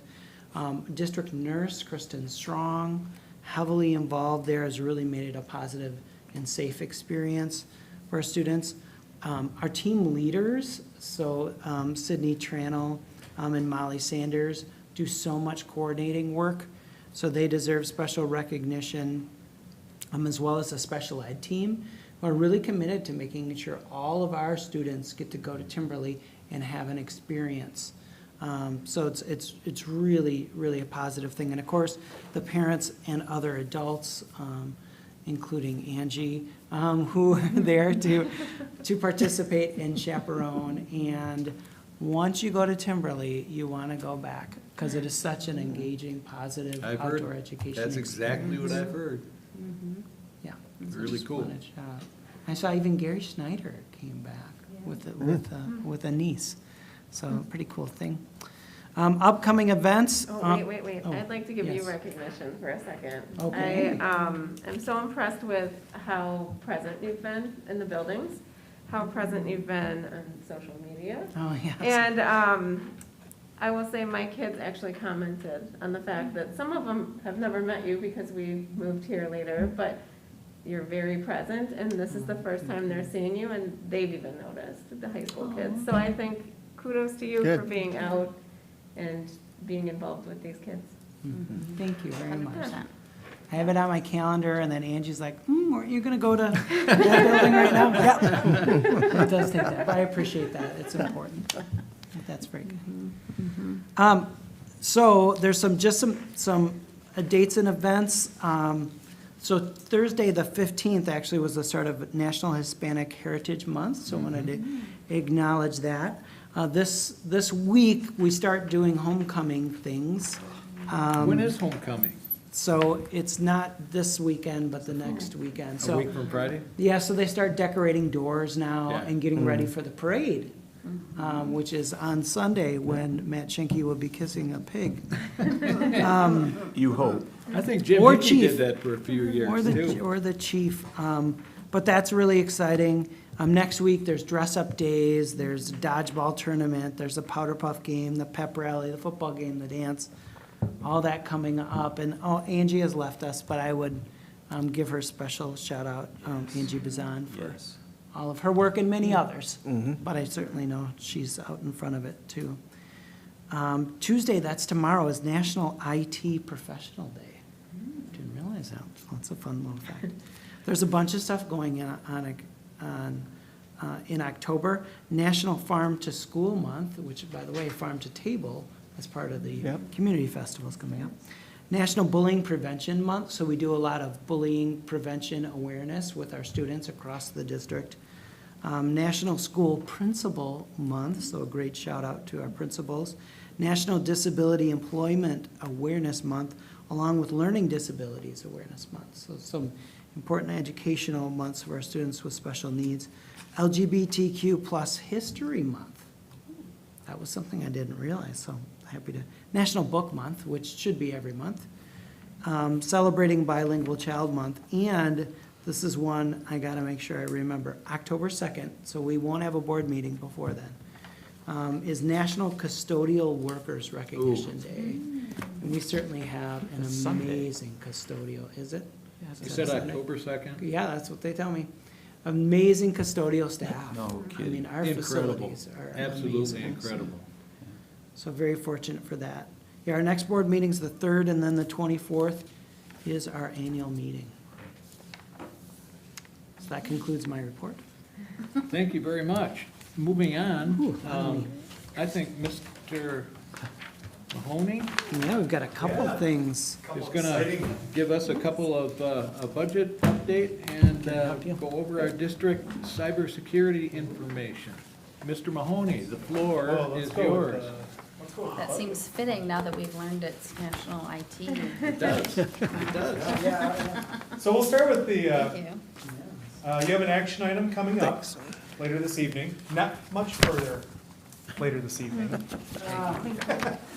Is just to post the official posting for the annual meeting and the finances that are within there. This document is kind of what I would say would be the Cliff Note version of the annual meeting, so that I could share with you some of the highlights. And certainly if there are specifics prior to the annual meeting that you want to learn about, you can always let me know ahead of time and I'll get that into that presentation. But if you go to the page that says what will change, our official enrollment count was taken this past Friday, but that's actually a process. It's because sometimes kids are not here before or not here on that day, so we have to go through our process of gathering that data to make sure that we are officially counting the children that are in our district and also children that are in different districts but are residents of ours. So it's a process, and Emily Broom is carrying out that task right now, so that's great. Do you expect an increase of 20 students? I will certainly get to that point in a moment. Sorry about that. Foreshadow. Yeah, foreshadow, and That's a I wish. I should know better. We'll also have a change in our equalized value, and that hasn't been officially certified. That changes officially on October 1st. We get notification from the state, which then gives us, between the enrollment and some other things, we'll get our actual state equalization aid, and again, I'll touch on that in a moment, which then we can set our revenue cap, which the revenue cap really is a real dominant player in school finance these days because our state hasn't allowed for any inflationary adjustments last year or this year. And, I wouldn't be counting on a lot of changes with that unless there's some really big changes with our joint finance committee, which is made up of legislators. Then we will have final tax levy amounts that hopefully we'll have all the data right at that meeting on the 24th so that the action items can just be finalized at that point. And then we'll also have some revised budget because we'll have to balance out the budget if there's any modifications that need to be made based on the changes that'll happen between now and the annual meeting. If it does feel like we spend a lot of time talking about a budget year, yes, we start talking about the budget year in November, December for the following year. So we're almost getting right to our 11-month time frame here of talking about one budget. But that's school finance. Next page, budget at a glance, revenue, looking at 33.8 million. A little note there, 1.8 million is federal one-time money. So without that, we wouldn't be able to meet the expenses of 33.8 million. Next slide, which again, I'm doing this by paper, talks about enrollment. So when you see the 2280 FTE, that is a full-time equivalency. So our, we have to account for our 4Kers count at 0.6. The rest of our students count as a 1.0. But this is also then also includes some of our children that are in speech before, when they're a 3-year-old and that. So we do service a lot of students that even count at 50%. Yes, we're looking at enrollment that's down slightly. And I confirmed with Emily today that we really didn't see much shift compared to where we thought it was a couple weeks ago. We're not alone in the state. A lot of people, made choices about where they might attend, what types of schools they might attend. Birth rates are down across the state. So this isn't surprising. So this kind of paints a picture of, this has been the last few years. We're really, we continue to not have a lot of housing overturn. While we do have new development, that doesn't necessarily always translate into a lot of folks moving in, families moving in. It might be that housing is attractive for others. Those that have, are settling down, selling a house in a different part of the state and coming here to live for the Dane County area. So it is always nice to see that we have people that live and stay in their same area, but we're starting to see what we had a few years ago where our housing market continues to not overturn like most communities. So Craig, nice job selling the house. Thank you. Getting into a condo apartment. Thank you. Not advocating that everybody does that, but that is one way. It's worked out very well for me. Yep, Thank yep, you very yep. much. So, if anybody's thinking about. Don't look at me, Jeff. So anyways, yes, we have a stable enrollment. I guess that I'd like to paint that as it's a good picture, but Is that you know, who we compare, our comparables in Dane County, is what you're saying pretty typical across all the districts? Well, you have some districts that are growing fast. Well, And yeah. mostly that's because of the availability of housing development. So that's typically what drives the growth factor. Mhm. Location to businesses, Yeah, business parks. People don't necessarily want to, you know, live on one side of town and drive to another side of town. And you have a huge economic base on the east side corridor of 39, 90, 51, that area. So you're gonna see people Yeah. move to areas where they can get to work, get to their kids' events, get to their kids' daycares, stuff like Yep. that. So, yeah, it does play a part in it. The revenue cap, this is the sheet I kind of work on, but I'm gonna flip through it. It has a lot of numbers. I'm not even gonna put the equalized aid formula in there on that. But I want to go to the revenue cap, which is what we determined on October 15th. We'll have all of the information we really need, because the revenue cap is in red there, minus state aid in the green, equals what the levy is. So state aid offsets taxes. Our equalized aid for our school district, if you go to the next page, we're looking at an estimate of about 14 million. Now, the state came out with an estimate closer to about 14.4 million in July for us. I've been analyzing the data with a consortium of a couple hundred school districts that we plug in our own data to kind of see if there's gonna be a shift. This is about a 2.5% less than what I think the state's gonna come in at. But that's still almost $1 million more in state aid than we've been receiving in the previous years. That's significant because it drives down property taxes. Right. And when you have a revenue cap with no inflationary adjustments, it only goes one way. The money comes in from the state and it lowers the property taxes for our constituents. Now, that sounds wonderful. I'll have a comment about that in a little bit. I have some too. But this next page, from cap to levy, that's what will really be the highlight of what we'll talk about at the annual meeting. That's the biggest thing you really kind of vote on is our revenue cap has an estimate of about 27 million. 14 million is gonna be coming from the state. So we're only gonna be allowed to levy just about 12.9 million. That is significant. That is for general fund. There are other taxes as part of our property tax. And on the next page, you'll see that for general fund, we're looking at 12.6 million. That's it. And next to it shows we're decreasing 6.4%. That's our estimate right now. Property taxes for general fund education is going down 6.5%. Our debt service fund will be 4.3 million. Our capital fund, which is actually part of the revenue cap, is 249,000. That's how much we levy to try and take care of all the roofs and bricks and plumbing and big projects, AC around here. And then our community service fund will be at 532,000. So the total is still gonna be 17.7, but that's still a 3.3% decrease over last year. that's good for the community.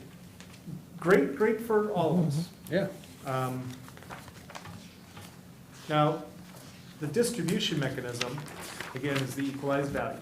So the value of all of the property in our district. That is right now, there are estimates that have been provided to us for our district. Again, we won't know this officially until October 1st. DOR goes through the process, they give it to DPI, and then we get it. Looking at a 15% estimate from me. We've had estimates as high as 17 to 20%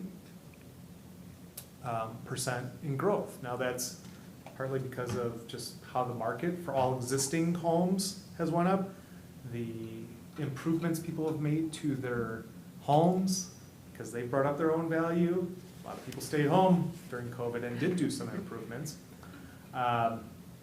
It's also new equalized value, the construction for new apartments, new businesses, that adds to it. Someone said, well, boy, it's going up 15%. Again, that doesn't mean your property taxes are going up. It's being redistributed to a new tax base.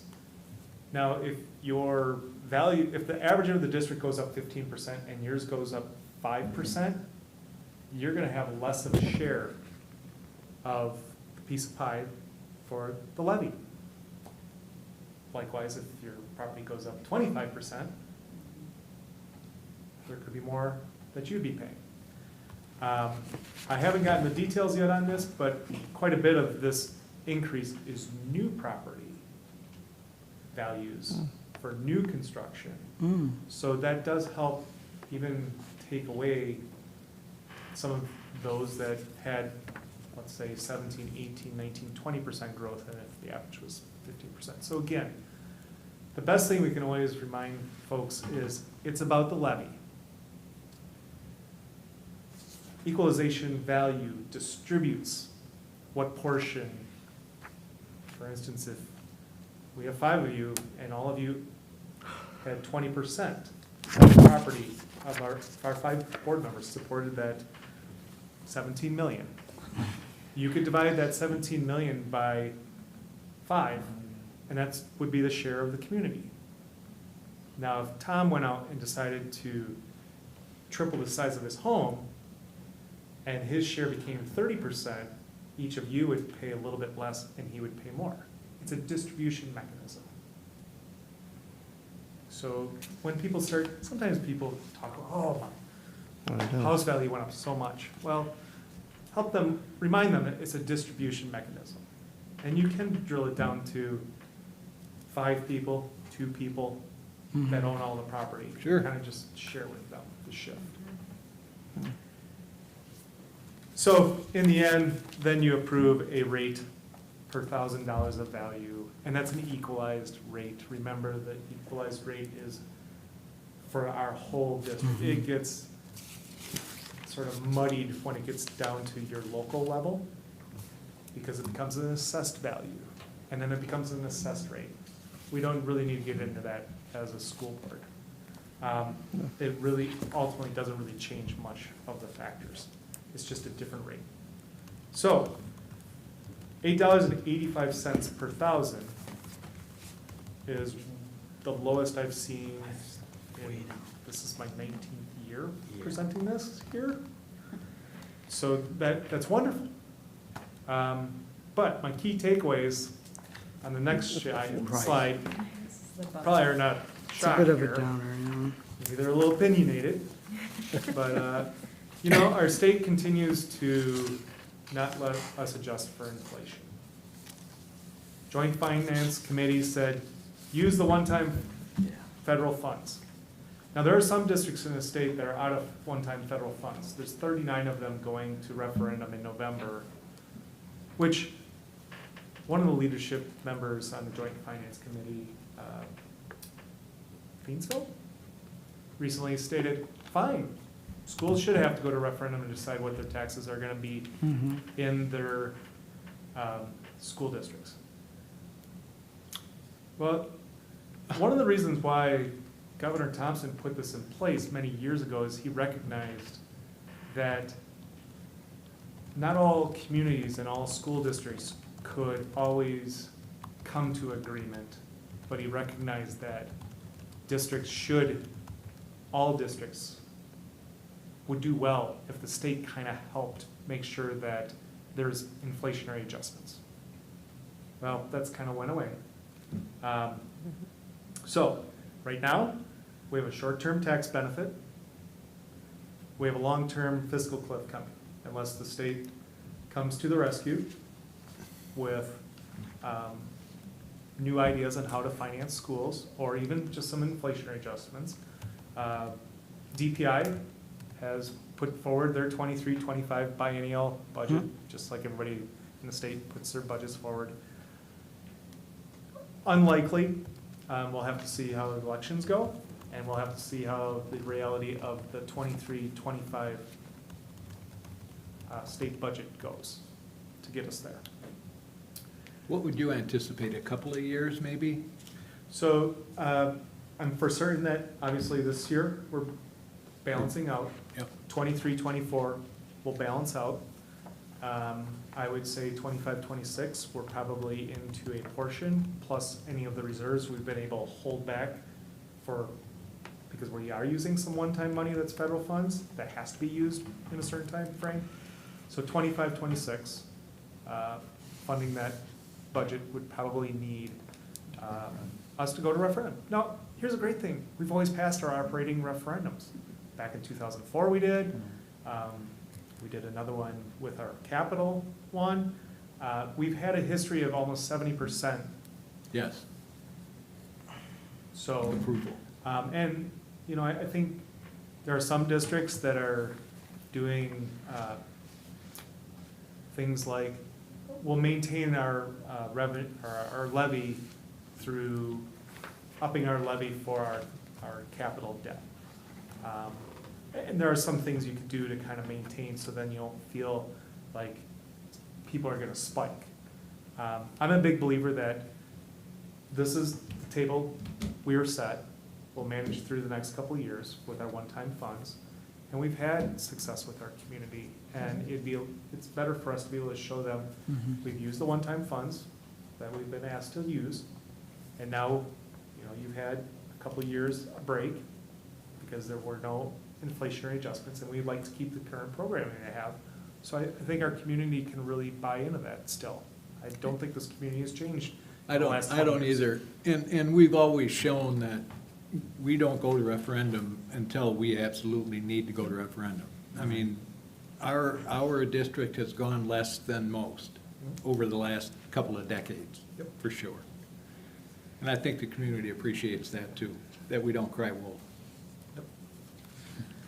So, I think I've already stated, yes, operational referendums to come in the future, but for this annual meeting on October 24th, again, we'll go back through our enrollment, equalized value, state equalization aid, revenue cap, final tax levy amounts, and a revised budget. So you have an action item coming up to approve the posting.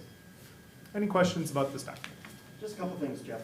You said that 4K students count as 0.6 FTE? Yeah. Why is that? Because they're only there for 4.5 days versus full-day kindergarten, you know, like 10.5 days per week, but they're 1.0 FTE. Yeah, so it's the calculation of hours. They also don't go as many days. So you have a Yeah, Monday that- through Thursday. Right. So they're considered half-time, but then you can get another 0.1 for the outreach programming that we do as well with them, so, What's to our benefit then? yeah. Then, do you have any idea how many building permits were issued in the past year in the village? Because you talked about new construction. and all I that. have some of that data, but what I'll do is, how about I just send that out informationally? Sure. I was just curious. Yeah, I have data that's probably 6-8 months old, so I can also connect with Andrew Bremer at the village to see where it's been updated. So, Anybody else have any questions further for Jeff? Another great presentation. You know, trying. I think we are well prepared for the annual meeting. No, we thank you very much, Jeff. You do break things down to a level that I can understand them, and lowest common denominator for sure. So, we appreciate your clarity. We appreciate your optimism.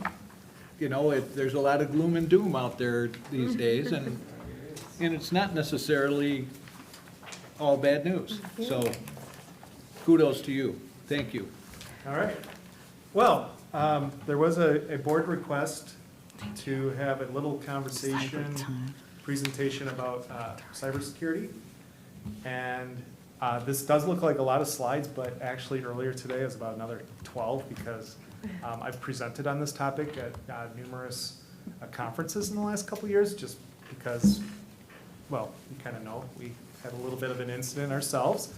So I really just, there's not a lot here, so we can actually kind of move through it. And I think it'll be helpful, because I'm gonna tie in a few extra things with it. So, Cyber Time, are you ready? I don't have the walk-up music. At my conferences that I've presented, I use Hammer Time. Cyber time. Hammer Time. All right, next page, you'll see that there's, you know, in the news clippings, there's lots of activity out there with school districts being attacked, and every industry, there's no industry that is safe from this unless you don't Yep. connect to the internet. Just saying. You know, for instance, 9/7/2022, just recently, Yeah. Pennsylvania School District, victim of elaborate online theft. If you really want to read through that, you can. It involved even some moving money through banks overseas and everything. My next slide, it talks about can't hide, avoid, or ignore. The middle one, Elmbrook School District, you might have saw Yeah. just a week ago. They had some student staff data posted on the dark web. So it's not something that's new. I mean, these go back 10, 12, they're just more prevalent. And why are school districts targeted?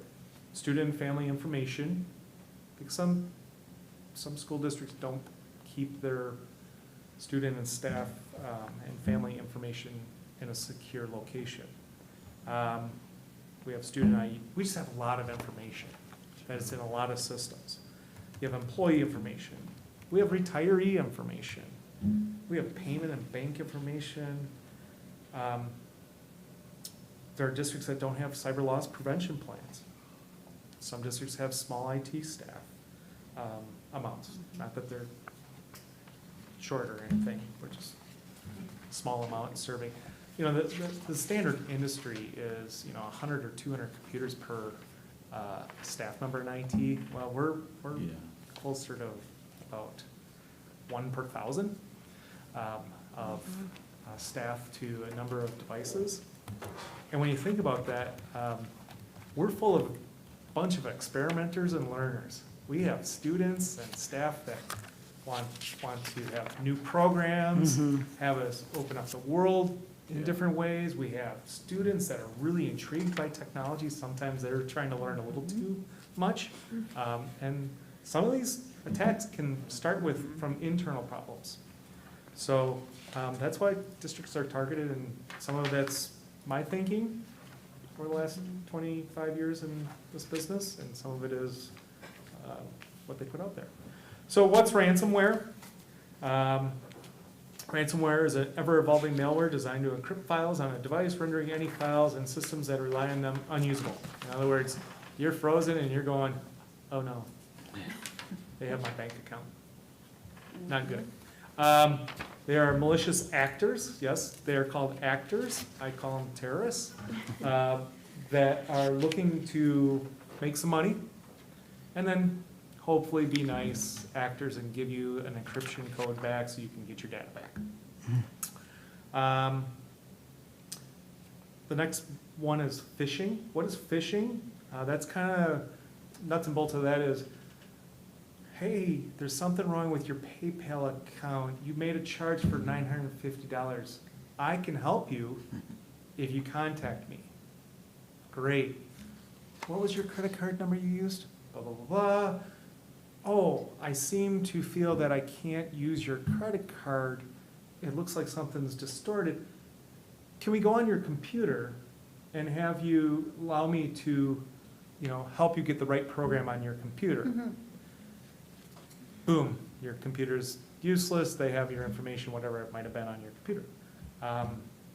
So those at home that are still listening this evening, make sure your computer is full of antivirus. And don't, if you're not expecting an email and you get something,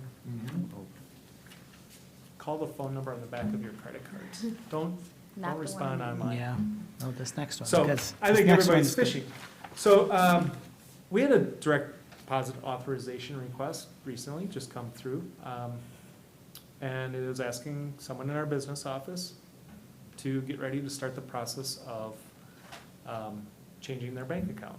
Obviously, The staff member that received this has the protocols. I mean, even our emails have, hey, business office, or whoever's getting this, you should be kind of worried about this, because this isn't even from someone that's in Yep. our network. We do have processes and procedures and protocols, trust me, I'm big on the triple Ps, of making sure that we don't have at least one final check before we ever do something like this, which usually includes either you have to physically come pick up your check, or you have to come and sign off that you requested it, so. Which worked 1 week and a half ago. That's how far. It was pretty elaborate. They actually got into our DocuSign too, and They were did. able to manipulate. But that's why you have what I'm going to refer to as the best plan for cybersecurity, just like a lot of things, is prevention and being prepared. So we have been doing for years a lot of work on our networks, upgrading our networks.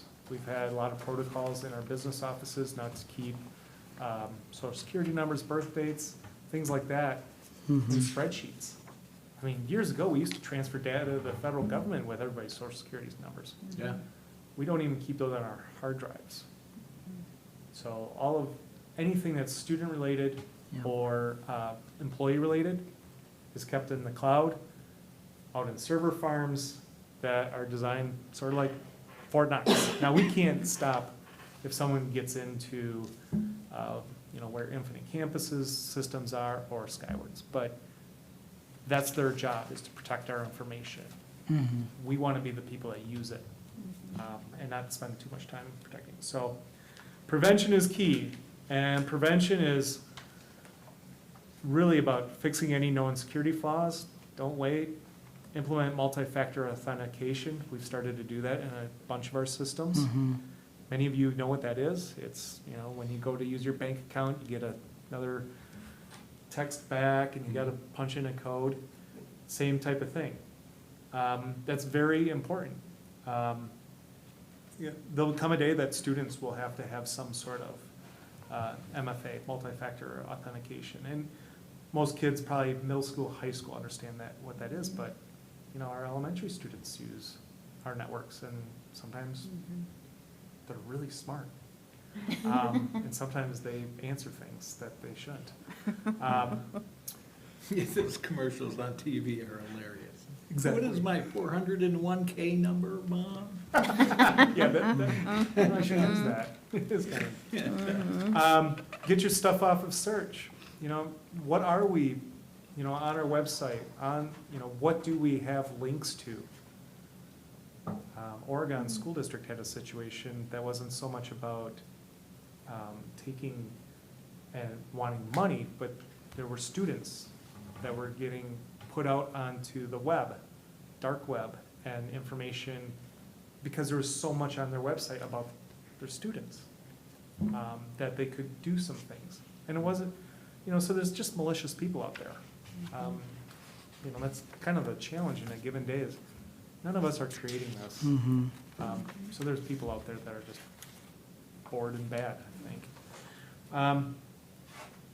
The next thing is a normal day in McFarland. When we talk about prevention, we've had for decades security software that monitors our network, our filters, our proxy servers, the services we use. We've reinvested constantly into constantly upgrading our system. First you have the web gets to the WISCnet. WISCnet has filters. Then it gets to us. We have more filters. We develop systems.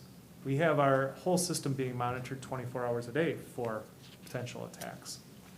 So prevention is key. This next slide where it says your network, get busy, this is a lot of where I present to my colleagues across the state of, if you don't have a lot of this going on, you are susceptible to actions from bad people. So I'm not going to read through all of this, but again, I think, we have IT Professionals Day tomorrow. We can be proud of our IT professionals in our district the last several decades because we have taken care of the network. Now, that doesn't mean you couldn't maybe have an attack. So when you see that next slide where it says attacked, we were so early, maybe about 5 a.m., I think I was first notified about we were having an issue on July 28th, 2020. Can I remember that date? Because we had a cyber attack. And boy, talk about running what do they call it? A drill, a tabletop. Well, we had an ultimate tabletop. As you can see on the next slide, all of our servers were down, our wireless system was down, hardwired computers were down, our phone system, HVAC safety system, alarm systems, camera systems. Thank God for COVID. Wow. It's the first time I've probably said that, because it was in the middle of summer, and we normally would have had a lot of people around here, but we were able to kind of move through this a little bit differently. But again, our student management system wasn't affected. Our financial system, HR system wasn't affected. That's when our insurance agents and companies really like us, because guess what? None of our staff or students' personal information or health PHI, none of that was compromised. But that's because we've been going in prevention mode a long time ago. And we could operate with Google, Gmail, because again, another cloud system, although a lot of the spam and stuff does come through Gmail, it's also usually stays up for the most part. So when we talk about how do we respond, well, we got to practice some of the things that we work on. So our crisis response team did meet very early that morning. We did get the whiteboards out. We started talking about what do we got coming up. Oh, we got an audit in 3 days? Well, let's call the auditor. We might want to delay that audit. We have payroll coming up. Oh, how are we going to process through that? Again, we have some ways to get through that. How are our buildings going to be? What happens when the power goes out and comes back on? Or we have something trip, or the internet goes down in our, what happens with those systems? Oh, they go back into their standby mode, which is making sure that the building is of a comfortable ability, so they don't lock, 'cause sometimes we let the building's temperatures go down quite a bit. But if there's a problem, our systems will kick into an override. Also, we have physical overrides. We can go in and press a button still that says, go into day mode, go into night mode. So some of the buildings had to have that done during that time. Obviously, we worked with many people through that process. We did pay a ransom. Great old picture of me sometime I'll share that shows me taking a picture of my driver's license, because I had to show that it was me that was transferring the Bitcoin with my own. So I was providing the good actors, the terrorists, my driver's license information so that we could keep operating as a district. So, great. Still good. And just Team player. The ransom wasn't hardly a fraction of the cost of the whole episode, because of all the replacement equipment and. We're a couple $100,000 by the Right. time we were done with it, which is, again, it sounds like, boy, that was a lot. We had insurance that covered that. It's partly because we're pretty active in prevention. We've been able to show our insurance companies. We still have insurance. There's a lot of districts that can't even get cyber insurance, a lot. Because they can't show that they've been proactive over the years of doing best practices. We only get students and staff here a short amount of time out of 365 days. We better kind of make sure we're ready for them. So the board has made sure that that hasn't come up as a topic. Well, there's a large line item, why can't you cut that? We haven't. So our technology budget is well-funded.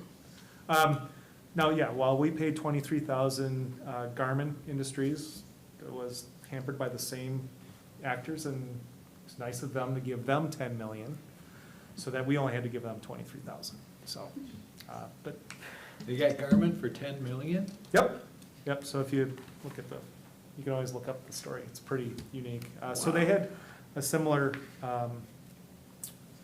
it's called a PowerShell attack.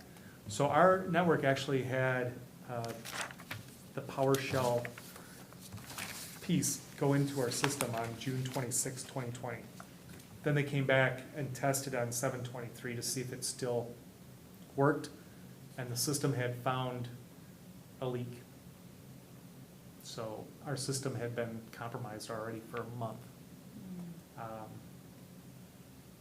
Same thing that Garmin kind of went through, so. Amazing. Just gives you goosebumps. Yeah, I think 23,000 seems a lot better than 10 million. So, some key takeaways. Start where your system is at, which we have routinely. Each year we review what our goals are with it, how we're gonna get better. You test the system, you do backups. Cloud systems save the day. It's okay to be lucky, maybe you get hit at the same time, some big company can pay off more. Communicate. Human element, and this is something that, I think it was day 2 or day 3 of this event. Because the next thing I'm gonna talk about reminds us that we have to have all of the right people in the room, and I think it was day 2 or day 3, I was able to have a conversation with some of our technicians. They were feeling like this was their fault. It's not. They couldn't control this. I mean, we can do all the prevention, and we can know how we're gonna respond. Cyber insurance, yes, we have it. The market out there predicts that cyber insurance someday will cost more than property insurance. I don't doubt it. Property insurance for our district is just about 80,000 a year. We're spending about 3,000 on our cyber insurance with $1 million policy. I know districts around us that aren't picking up $1 million policies for less than 30 to 40,000 right now. So again, we have to prove it to the insurance company. I mean, I sign a document and go through a checklist that's 7 pages long, saying this is what we have in place, but they have an actual event with us knowing that we Yeah. did do it, so our current carrier still carries us. So what do we do to get through this type of event? We usually use the NIM system, National Incident Management System, which is something that a lot of organizations use. It's really about preparedness, communication, information management, resource management, command management, and ongoing management and maintenance. I'm not gonna spend a lot of time on it because I really wanna take us focus to why NIMS. It's because we've actually already been practicing for things like cyber attacks because we've been practicing over the years for weather events, transportation issues, water sewer issues, traffic issues, HVAC, electrical, natural gas pumps, whatever could render us to the ability that we can't take care of our students and staff and have schools operate. So that's kind of the model that we use for all of our events, which really starts with preparedness. So is NIMS it's a private company? No, No, it's It's a a, model. so FEMA developed NIMS, National Okay, so- Incident Management System. It's a system to respond to, any kind of you know, emergency. earthquakes, Yeah, Crisis volcano, events. crises, but Okay. you can drill it right down to your house. yeah. You know, you should kind of know what you're gonna do in the event of a fire. You should actually know what you should do in the event your computer at home is compromised. Who are you gonna call? Do you have those credit card numbers handy? Yeah. Do you have your cell phone companies handy?